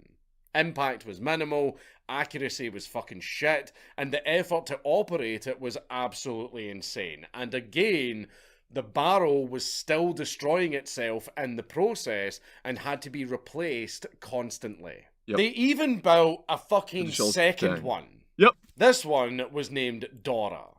Okay. So, this is me wanting to lecture some people on another thing about German military history. In German technical, in their military from the Second World War, the Dora name was actually quite common for a lot of different weapons, with different meanings and contextualizations. Famously, when the Focke-Wulf 190 got its elongated nose to accommodate the new engine to reach higher altitudes and be a high altitude interceptor for the B-17 Fortresses, The D variant, as it was called, the D9, the Focke-Wulf D 190 D9, was called the Dora because, well, F190D Dora just made sense, and German pilots, and famously, people don't know this about German during the World War II. Once again, the average soldier, not the higher chain of command, because the chain of command want to give them cooler nicknames, want to give them technical nicknames. Soldiers gave them the actual nicknames that they would get, like Dora. Because, I mean, affectionately, men will name or will feminize a piece of machinery that they work on, use, whatever, because however they're feeling about it, it's a good way to personify it as a type of woman that you deal with. You either love her or you hate her, right? And you gotta beat her senseless or or she wants to get rough with you. I mean, that's what it is. But the thing is with the Dora gun, and this is what they call the Dora for as well. It wasn't a D variation they call it instead of Gustav, they want to call it Dora now. Because Gustav was the higher command's nickname for it. Put me in, coach. I want to enter behind the enemy lines. No, can you fit that in the hole? No, they can't be an infiltrator. But the thing is, the Dora gun was named after the gun's designer's wife. The gun designer was Erich Mueller. His wife was Dora Mueller. Dora was also a semi-common name in Germany at the time. But the Dora nickname was also a euphemism by the troops because they want to give it a woman's nickname so they can be a bit more polite about what they were really thinking about the gun. Remember how much effort it took to make the Gustav operate? They called the second one Dora, too, because she was a bitch to work on, a bitch to do, a bitch to use. Dora was just a bitch. So, instead of calling it a bitch and cussing out a giant gun that your commanding officer is told from his high command will be the superior weapon to win the war by the Führer himself and by what's his face now? By Himmler. By Himmler and all the high command and the ones to hype themselves up about being wonder super soldiers, about all other shit. Your average mechanic doesn't call it a bitch. So to be nice around the commanding officers and not get court-martialed, they called it Dora to be a bit polite about it. But really, they were calling it a bitch. If you've ever been around male mechanics that aren't lefties and aren't left-leaning, once again, I call my cars after women's names, right? I'm very nice to my cars. I very much love them. I even call them my girlfriend because they take all my time, effort, give me a lot of stress, take out all the money in my wallet, but at the end of the day, when I put my foot down, they put everything out for me. I love them. However, I'm guilty of this too. When I'm working on a car or truck that's being a pain in the ass, it sounds like I'm working at a BDSM club and I'm beating up on a masochistic woman who wants to be tied up and whipped and paddled because I'm calling her a dirty little slut. She's a fucking whore. Slap here, like fuck you, you dirty cunt. You trifling bitch. I'll smack you up the head and get you fucked sideways. I've gone really nasty with some vehicles I've had to work on because when you're pissed off, you're getting your hands sliced up on a piece of shit that engineers half-assed made, so it was hard to work on. You got to be a little bit dirty with her. So this is very much tried and true and old from throughout history with men working on these machines. Either you love her and you call her a name, or you give her a woman's name and treat her like the dirty little slut she is. But Dora basically just sat around doing absolutely nothing except being the world's heaviest and most expensive paperweight. Yeah. By 1945, as Hitler was playing one-man Russian roulette, Germany did what Germany does and blew the entire thing up again for the same reasons as the Paris gun. Probably all that steel wasted, material wasted. Fucking vanity project. For the best, because at the end of the day, I'm not going to lie, if a weapon needs its own fucking railway system, a 2,000 men around the clock workforce, and its own fucking calendar schedule just to function, maybe, just maybe, it's not worth the effort. If Sirius, why is exhaust pipe clogged, huh? I didn't leave her like that with you before. No. Kind of like an S&M club or like a BDSM club. I can't bust off, you know, in her. I get paid to whip and smack her around. I can't finish off in her. German overcompensation doesn't tickle your fancy, may I introduce you to Project Habakkuk, where the British tried to Oh god, I forgot about this one too. freeze an entire aircraft carrier into existence. Now, it sounds crazy. Until you hear what they were going to be using and you realize it's so insane it'd actually work with enough time and effort. It all started in 1942, courtesy of Geoffrey Pike, a British inventor working under combined operations, a special British military unit during World War II, alongside Lord Louis Mountbatten. They tried to what? Yeah. And also Mountbatten. So,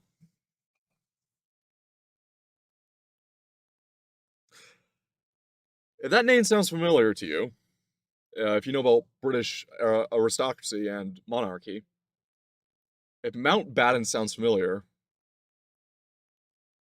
this was either the father or a direct relative.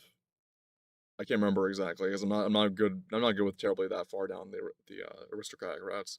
But of the royal family, this is a direct relative to Prince Philip. This is Prince Philip's bloodline who commissioned this. Yeah.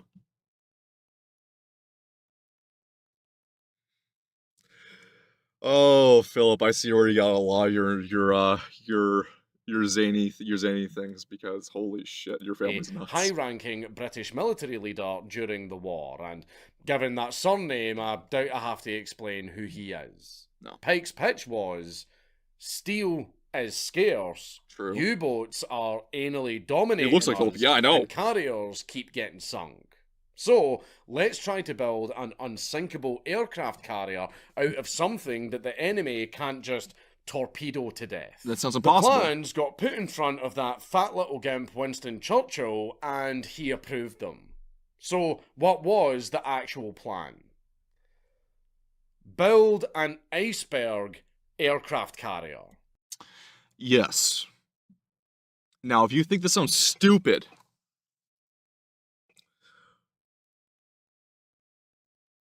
if you've not seen the fjords of Norway, you would think it's an idiotic idea. When you see the fjords of Norway, you realize that might actually work. About 600 metres long, 90 metres wide, over 60 metres deep, and weighing over 2 million tonnes. An abominable carrier, yeah. Also, here's what Dankula is probably not going to cover. This wasn't just, an aircraft carrier for carrier aircraft, because while the Royal Navy did have carriers and carrier-designed aircraft like the Seafire, of course the old string bag that was the Swordfish, numerable different Lend-Lease fighters in the U.S. and of course in their own homemade designs. I can't remember the top of my head right now. This thing wasn't designed to carry fighters in particular or single-engined aircraft.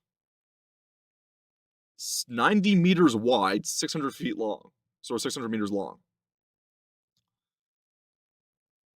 That's nearly 2,000 meters long, mind you. 2,000 feet long.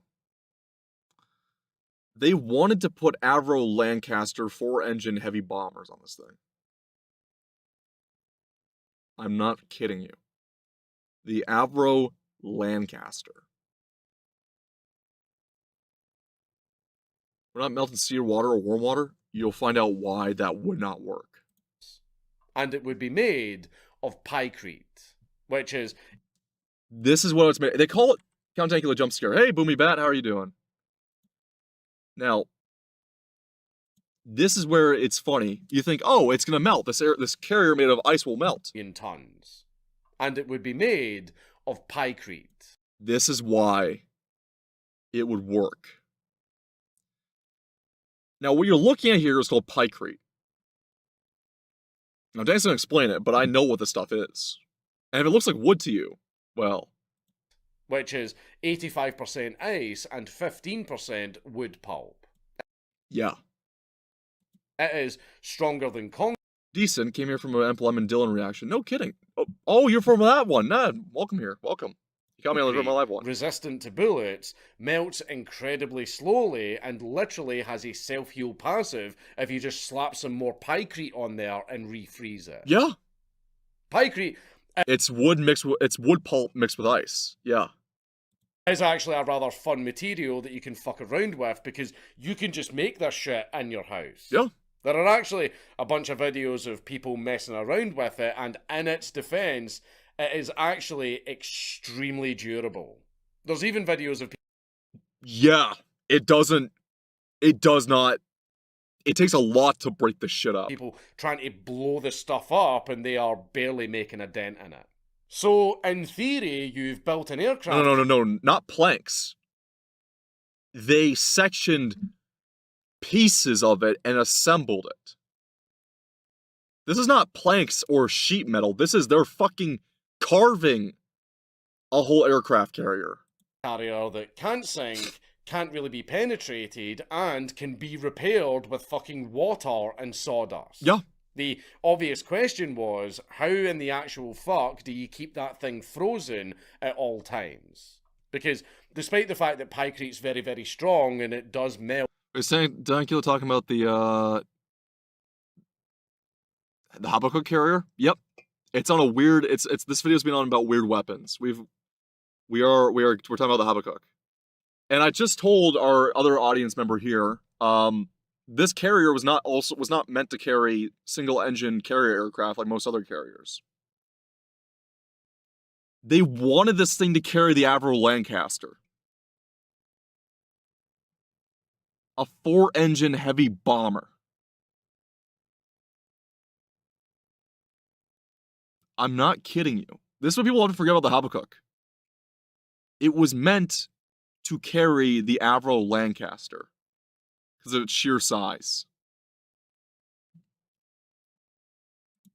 Very, very, very slowly, Mm-hmm. it still does melt. Yeah. And that was going to be a bit of an issue. Yeah, naturally. But what they planned to do was to run refrigeration pipes throughout the entire vessel, powered by diesel-electric systems, to keep the giant popsicle from turning into a puddle. That's what people were like, how would it happen?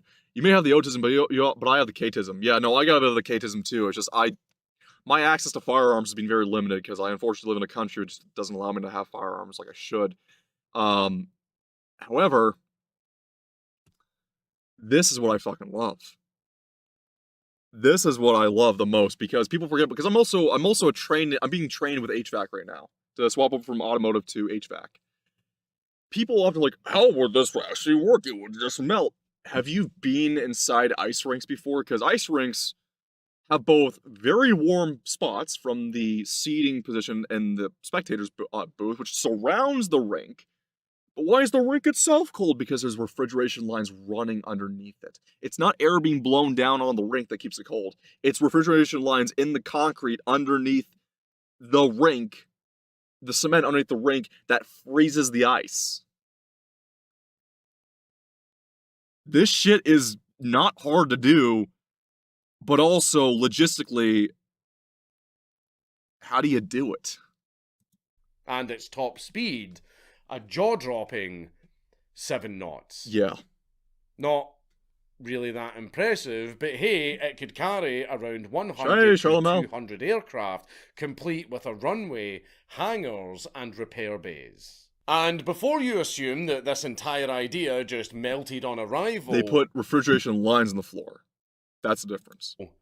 It didn't, and they actually tested it. Yes. First, in a London meat locker basement to prove that pykrete was actually ridiculously tough. Exactly. And then, in 1943, they built a 1,000-ton prototype measuring about 18 metres long, using conscientious objectors as labour. These were people who refused to fight in the military for religious or moral reasons. Get So the fucked, state nerd. just kind of went, He's about to "Fuck talk about it. We'll find another use for them." And the worst part? The thing actually fucking worked. Yep. A single 1 horsepower motor actually kept the thing frozen all throughout the summer. Yeah. It handled waves, heat, and abuse.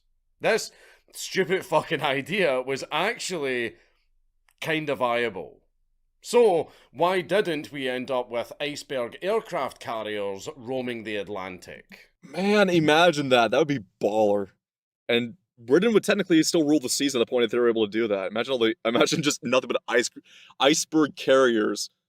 The northern seas, England would rule, and Britannia would rule the seas once again. Because time passed the idea. Exactly. By late 1943, the situation in the Atlantic improved. See, what killed the idea too is, and I guess I'm just talking about it too, but the idea, because I know about the story, what killed it was not the actual process of doing it. It was just logistically, it wasn't viable anymore. It just did not make sense to have it. The situation improved. Better long-range aircrafts, escort carriers, better anti-submarine technology, and the U-boats were already getting their shit kicked in without the need of a frozen megastructure. The Bogue class carrier basically revolutionized the war, because I know the main like CVL carriers get all the the praise. The Bogue class from the United States that was lend-leased out, and also the Britain's carrier, basically escort carrier class, basically revolutionized the war. Where it would be smaller squadrons of aircraft, but it was still nonetheless they could do the job, and they were faster and smaller. They can do the job just as well as the CVLs, but get closer up to the fight.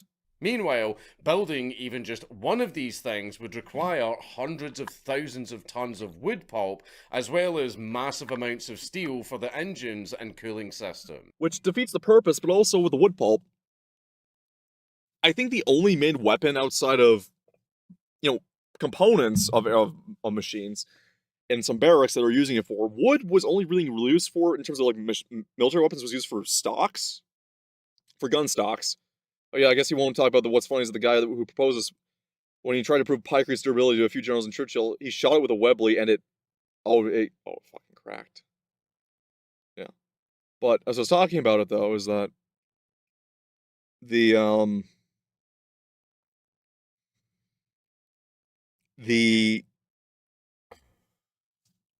I think the outside of gun stocks and like some infrastructure, the only thing wood was being used for at the time for military use was the Mosquito in England.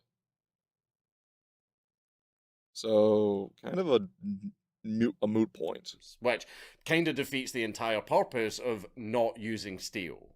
And it would need somewhere around 30,000 men working on it for months. So the costs and time of actually building the thing exploded, and suddenly it didn't seem like the cheap and simple solution it was originally intended as. So the project So sorry was about that. scrapped, That's okay. and the prototype was left to melt.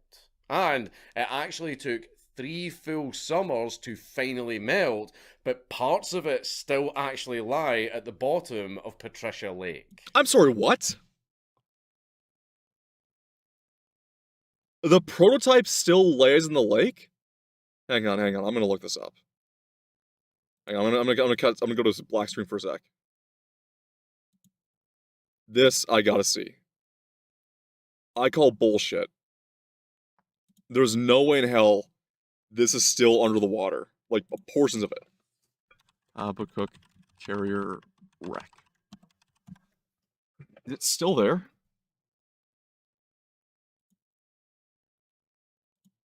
Patricia Lake, Jasper Park, Alberta, Canada.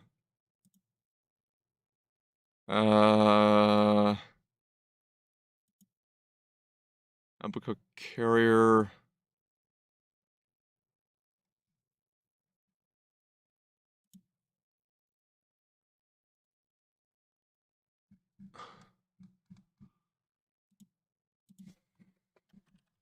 Patricia Lake.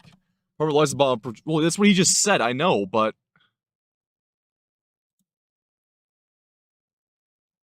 is there a photo of it? Berg ship, Halco's roof and central refrigeration unit were removed. The ice melted a few months later. Send the Berg ship to the bottom of the Lake Patricia. Holy fuck! Okay, I'm about to pull this up. This is from Diver Mag.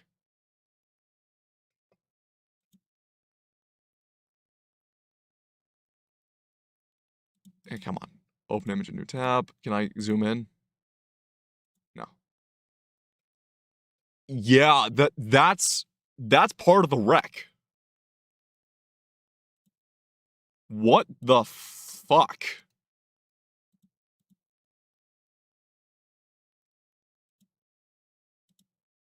It's real.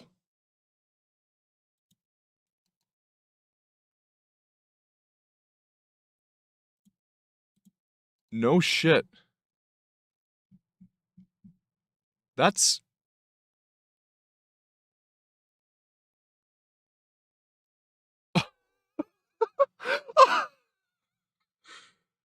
No way. This thing is still down there. That's awesome.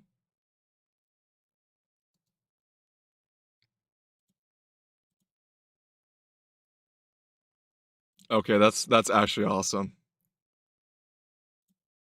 It's been 80 years, I know. It's beautiful. That is of course it's in a Canadian National Park. No, of course it has to be. Oh my god. That's awesome. To cover one more British streak of absolute stupidity, let's briefly talk about the great Panjin Drum. Oh no, not this one, not this one.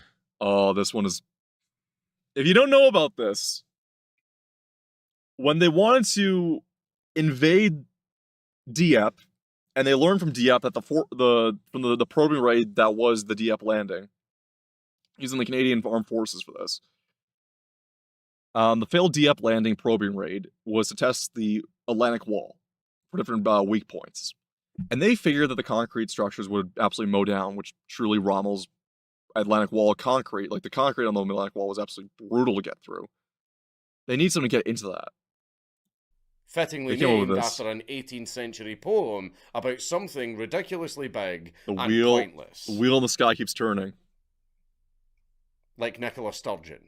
This absolute fucking fever dream came out of the British Admiralty's Directorate of Miscellaneous Weapons Development, also known as Weasers and Dodgers, in 1943. What a name. You see, Britain had a bit of trouble getting through all of the German 3-metre thick concrete sea walls. So, in comes Sub-Lieutenant Neville Shute, a British aeronautical engineer and novelist. Of course, he's a novelist. He says that the best solution to this little problem is not careful engineering, but a giant explosion on wheels.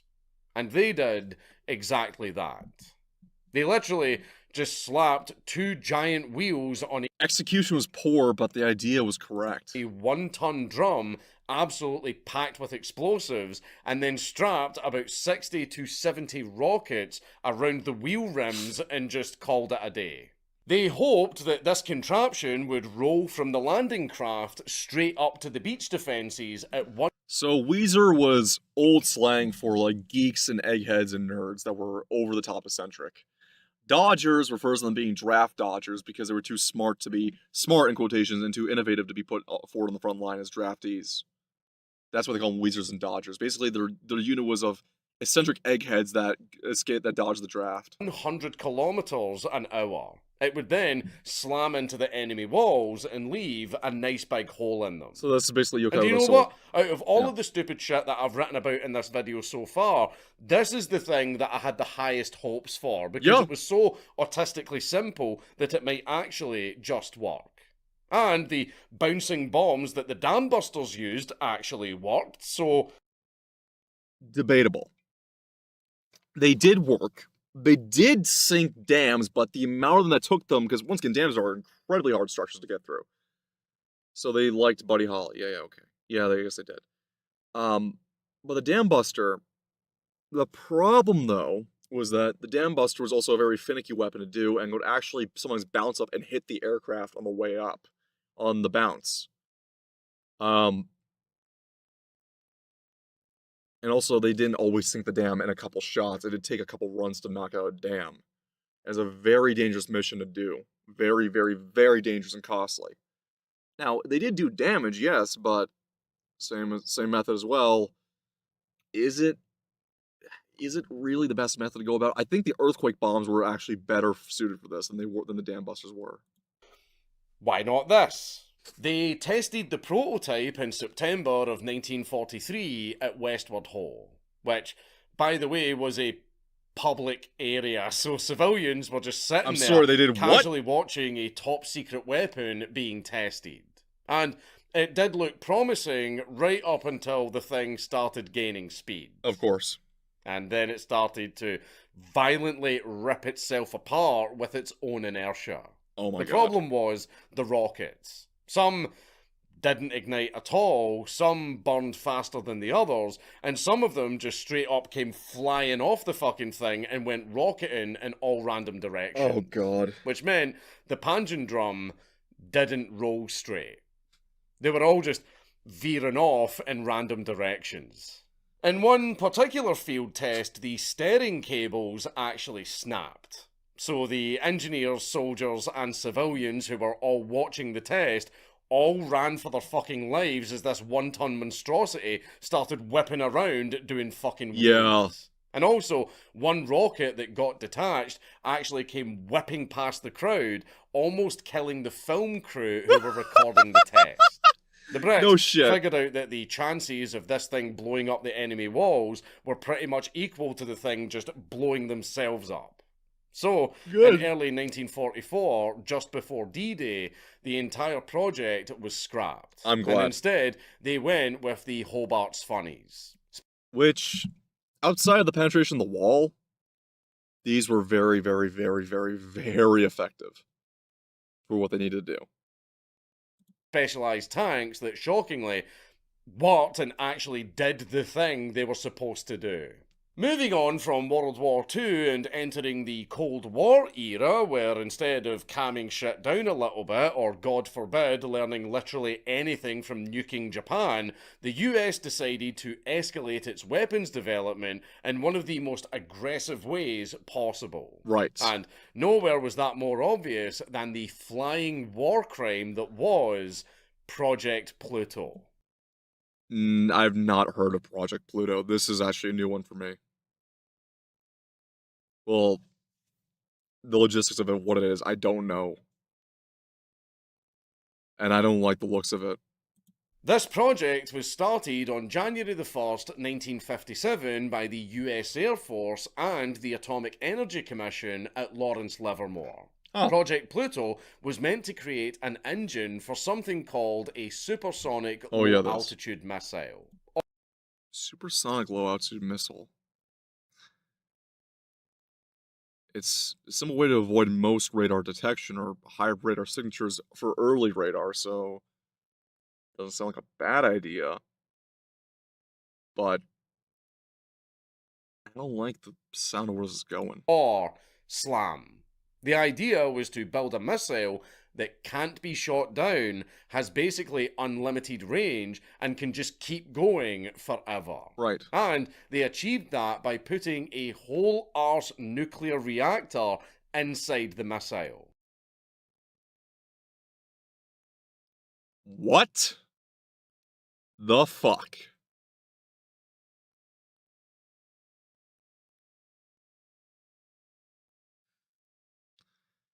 Holy shit.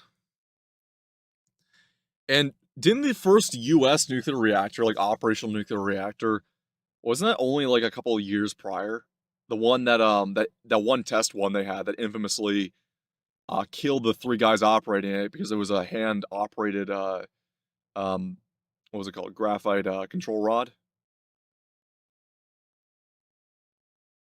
Jesus Christ. Instead of using normal fuel, the missile would suck up air at the front at insane fucking speeds and then shove it through an open nuclear reactor core and then blast it out of the back for thrust. So it was a ramjet, essentially. A nuclear-powered ramjet. Basically, no fuel tank needed, just raw nuclear power. And it could reach speeds of up to Mach 3. Oh And my because it God. didn't need fuel, it could stay up in the air for weeks, if not months.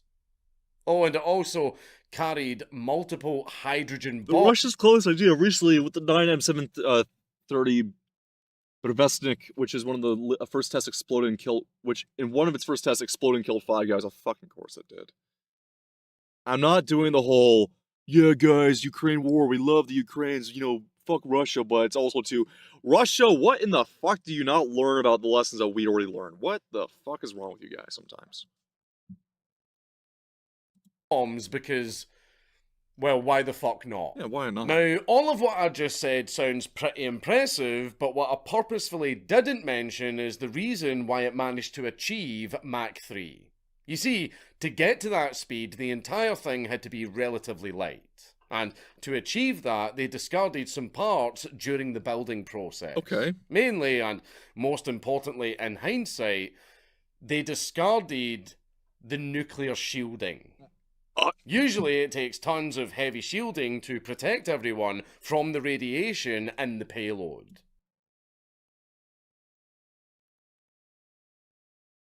Oh, that is going to end horribly. So the engineers basically said, we can make it safe or we can make it fly. Pick one. And to avoid radar detection, the thing was designed to fly as low as 150 meters altitude. What? So, as it's flying over a country, it's not just delivering bombs, it's spraying absolutely everything underneath it with radioactive exhaust and poisoning absolutely everything in its path. Oh. Fuck. And yet, with that rather severe design flaw, if you ask me, they still decided to build a working version of the engine. Oh. No.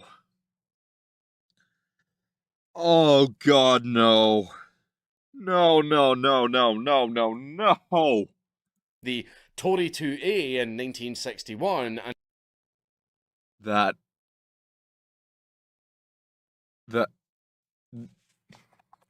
This looks like something that Dr. Seuss would come up with if he was high off crack and wanted to kill the world.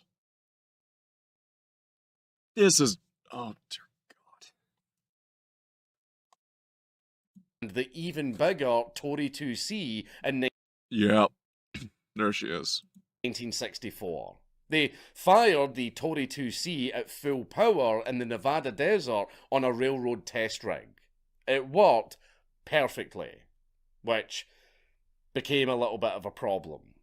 Because the test site became so radioactive, they basically had to shut down the entire site. And someone asked the question that should have been asked way, way sooner. What would happen if we actually launched the thing? You can't test it without flying it, and you can't fly it without the thing irradiating absolutely everything in its path. Your enemy, you, your allies, your own country, your fucking dog, literally everything. One engineer later commented on it, describing it as, and I quote, a flying Chernobyl that also dropped nukes. Meanwhile, intercontinental ballistic missiles. We really...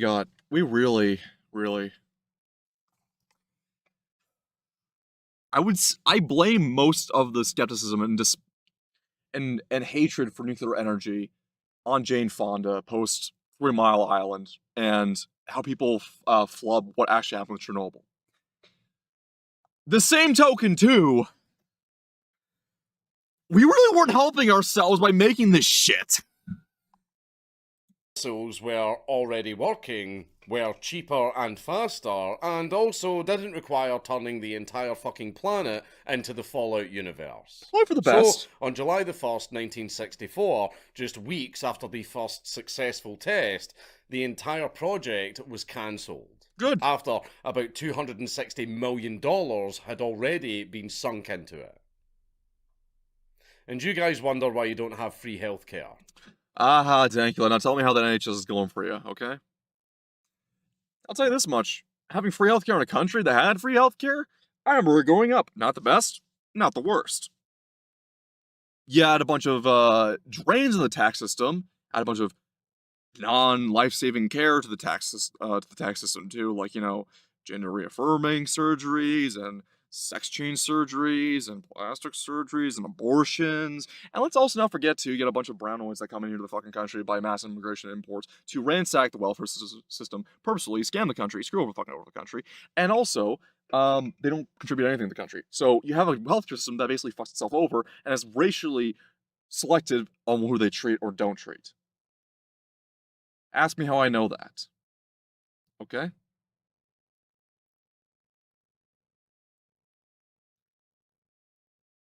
Used to be right bragging right now. I'd rather just pay for my stuff. Exactly. And you know the problem is also with free healthcare systems? The free aspects of quotations of free for people who get it for free. We saw with Obamacare in the States. People started to go to the ER and for health coverage for the most asinine shit possible. I have a headache. I need to go to the hospital for free coverage. I want my free drugs for my headache. It's just a one-off migraine. Have some Tylenol. Literally go to the store at the CVS, go pick up some Tylenol. People were going for asinine reasons when Obamacare started. Same thing happened in Canada when it first started up. It was at a smaller degree. But in the States, when Obamacare came in, holy fuck, you guys got raped by absolute mongoloids and retards. Free in quotations, yeah. Shar and I know how bad the system is. A lot of people outside in the States don't even know. Like, they're like, oh, well, we want free healthcare. It's like, listen, free healthcare only works in a country with a homogenous society which promotes work ethic. Sweden, for as much as they taxed their people prior to the Middle Eastern invasion that they brought in, you know, because of a certain funny group wanted them to completely desensitionized from their own culture. Sweden, in particular, despite being a national socialist country for how many decades, had one of the best healthcare systems because while you were taxed about 60% of your income, it went right back in your pocket in terms of what you could coverage. Life expenses were less, but mainly it's because you had not just a culture, but a homogenous race, a monoculture to operate underneath that would work and basically pay into a system so they would get back what they would get. So essentially, what you have to go by is that you either have to work or you don't get it. Unless you were completely crippled and could not do it, or you were born basically with enough defects that you could not basically operate. Now, the only one who still has a sort of system like that is Iceland, which everyone loves to suck on Iceland as like the great, you know, country to go to. I want to go to this European country. Iceland also, but people keep forgetting about Iceland, and I support on Iceland's term on this. Iceland just as recently is going to have their last generation of people with Down syndrome in Iceland right now. Or they're on their last generation of people with Down syndrome because they have early detection systems for pregnancies to determine whether or not your child has Down syndrome or genetic birth defects that will be a drain on the system and on their lives and basically ruin their quality of life. And they have doctor-prescribed abortions. They do not, and also the current generation of Down syndrome, of people with Down syndrome they have in Iceland, they do not allow to repopulate. They basically sterilize them chemically because it's a drain. People, when you want something that is nationalist and healthcare-wise, you have to make some hard calls that your average person with a lot of feelings does not want to make. So, yeah. So I think currently the States is doing a lot better than what Dankula's little snide remark is saying. Still deep in the Cold War and somehow best, not by circling great right stretch of back to imagination, but it's far better. animal-related stupidity, the CIA decided that instead of investing money in producing better cameras and better microphones, why don't we turn a fucking cat into the microphone. Oh, God. Not this one. That would be an amazing way to spend our time. And before any of you snide motherfuckers say anything about me, I am a lynx. I am not a cat. I'm not a house cat. I am a lynx. I'm too big for this shit. And money. And they named this Operation Acoustic Kitty. Yeah. This project came out of the CIA's Directorate of Science and Technology in the early 1960s, where they tried to surgically turn an ordinary domestic cat into a covert listening device. And when I say surgically, I really do mean it. They implanted a microphone inside the cat's ear canal, drilled a radio transmitter at the base of its skull, stuffed a battery pack into its abdomen, and then weaved an antenna into its tail so that it could transmit the audio back to the handlers. Essentially, creating a furry cyborg with the sole purpose of wandering near targets like the Soviet embassy or the Kremlin, and then record and transmit the conversations. Obviously, that didn't happen. Right.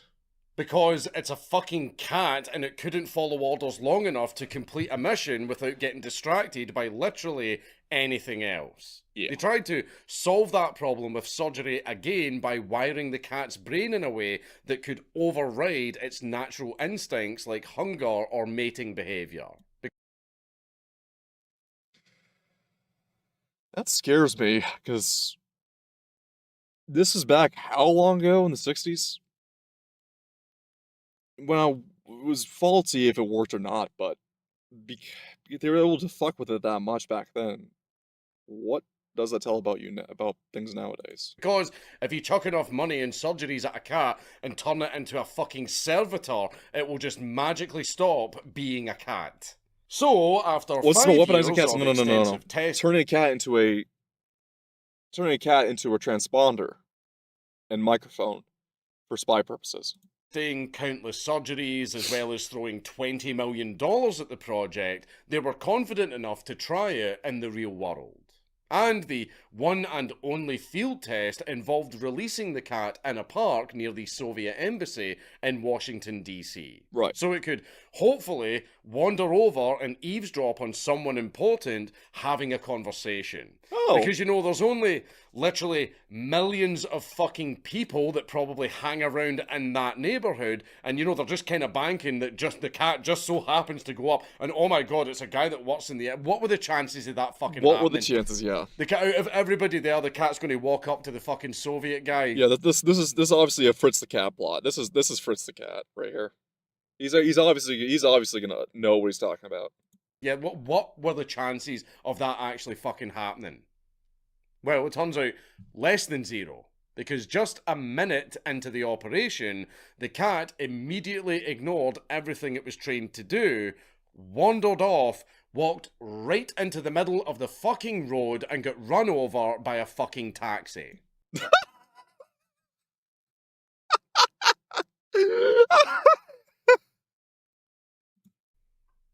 Effectively See you, Space ending Cowboy. the entire mission before it even started. Money well spent. To end it on a happy note, one former CIA officer later claimed that the cat actually survived. Bullshit. It had all of the equipment removed and it managed to live out a normal life afterwards. Beep beep. I would like to believe that, because why would the CIA lie? The CIA would never lie to the public for their own benefit. Oh, three-letter agency grow so bright. Fuck off. I am absolutely sure that that cat ended up completely A-OK. Yeah. And now for the final entry. Uh-oh. Without a doubt, the dumbest one and the most obvious as to why it was dumb. As we leave the Cold War behind and enter the beautiful 90s, the US goes full gas no brakes and tries to turn their enemies into homos. Ooh.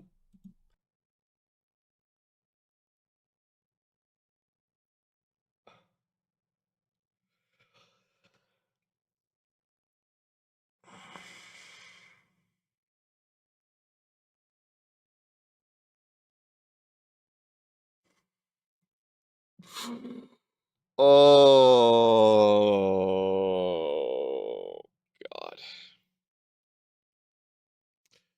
Did they put fluoride in the water too? They gave all the women there birth control pills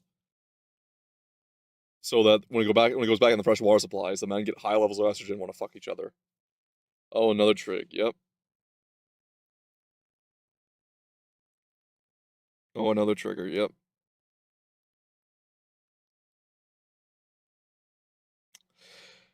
YMCA. And this is before.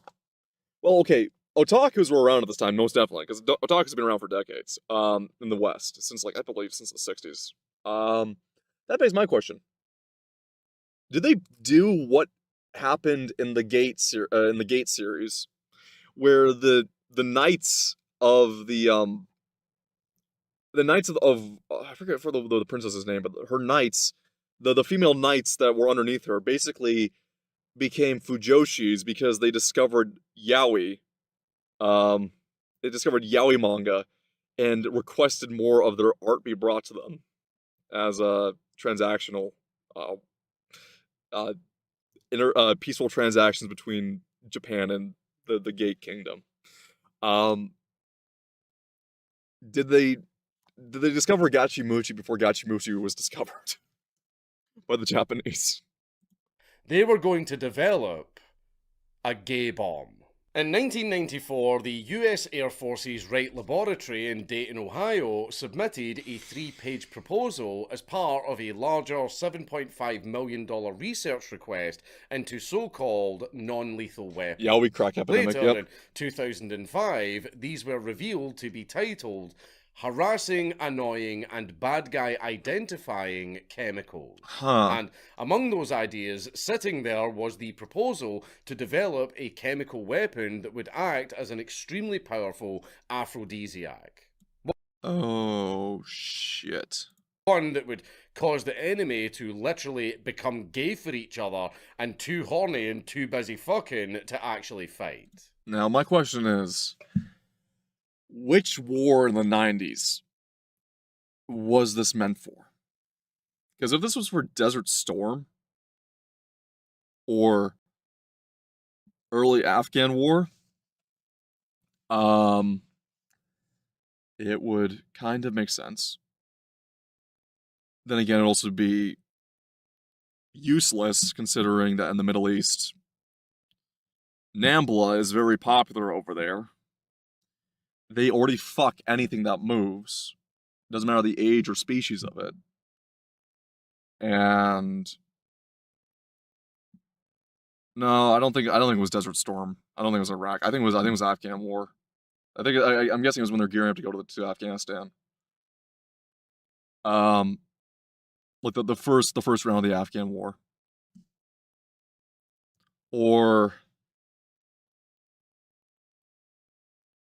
And also like homosexuality. Even in Iraq, it was also an open secret that, because Iraq was probably one of the more progressive nations of the Middle East at that time.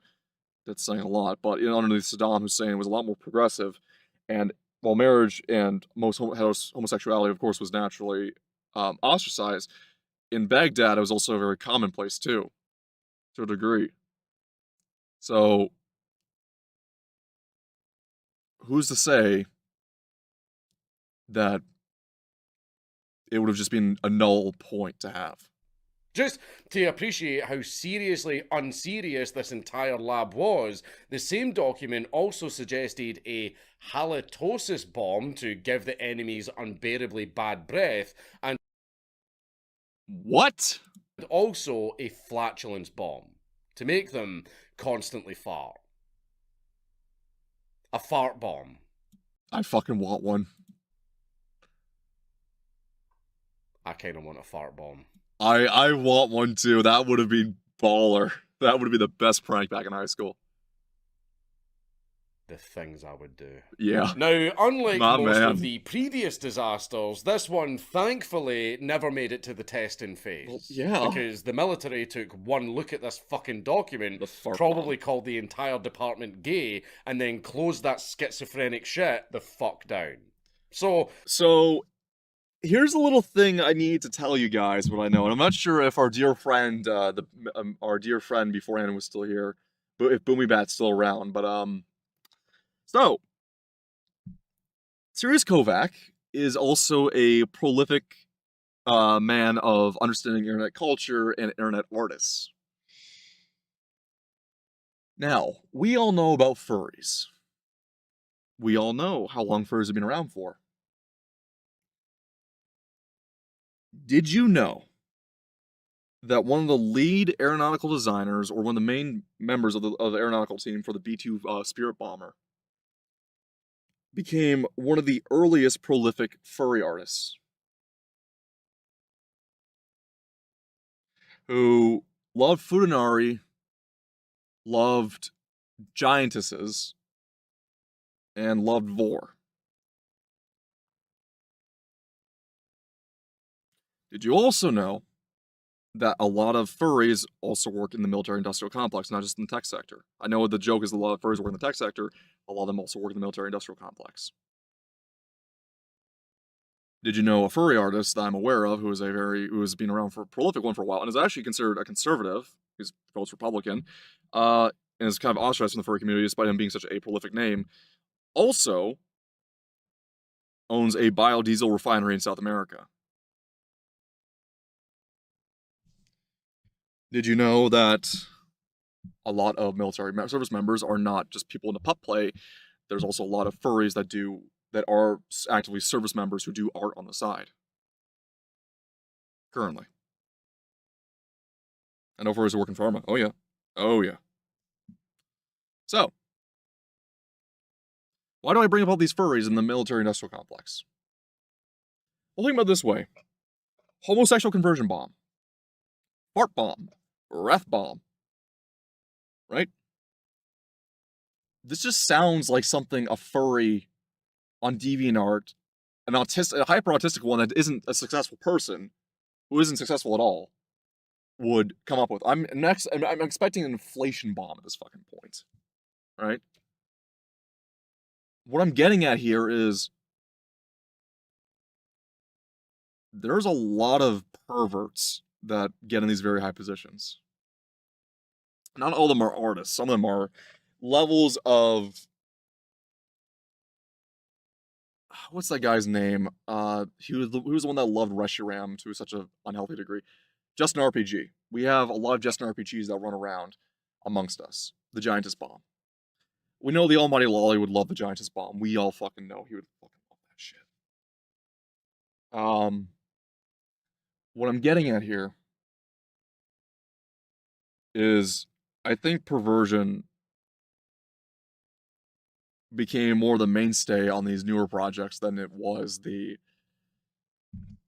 eccentrics that were designing it. There were no Because especially at this time too, in the 90s, a lot of furries were also convening and becoming a subculture that was known. prototypes, no field tests, and no unfortunate steamy homoerotic incidents. Just a collect.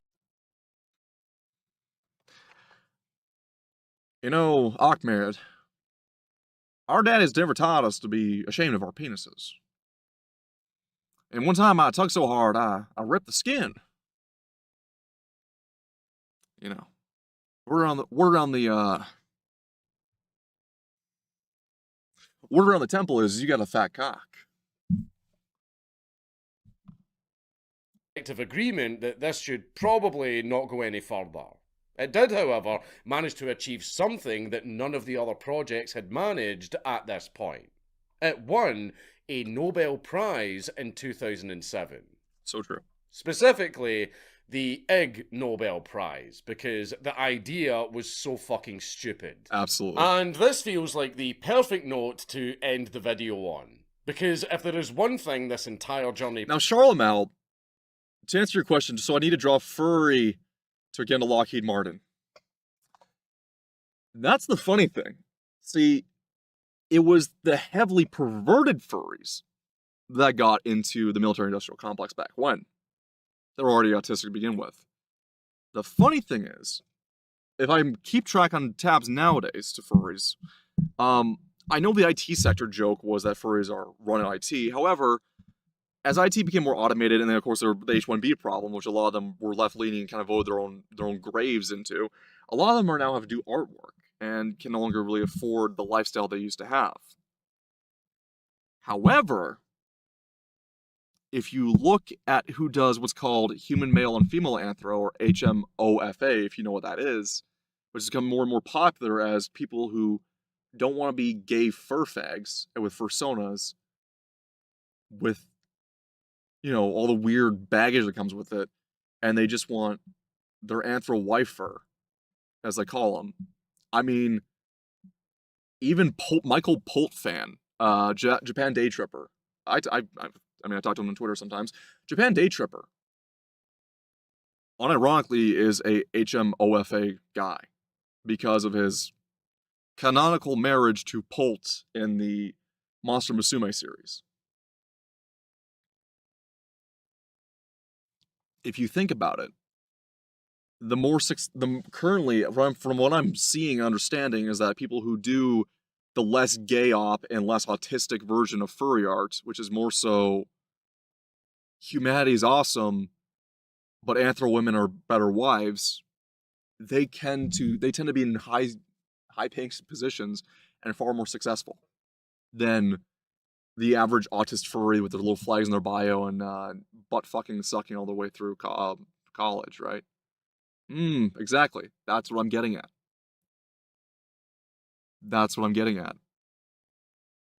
It's now the intelligent autists that have become normal. To be fair, cute monster women are just beautiful.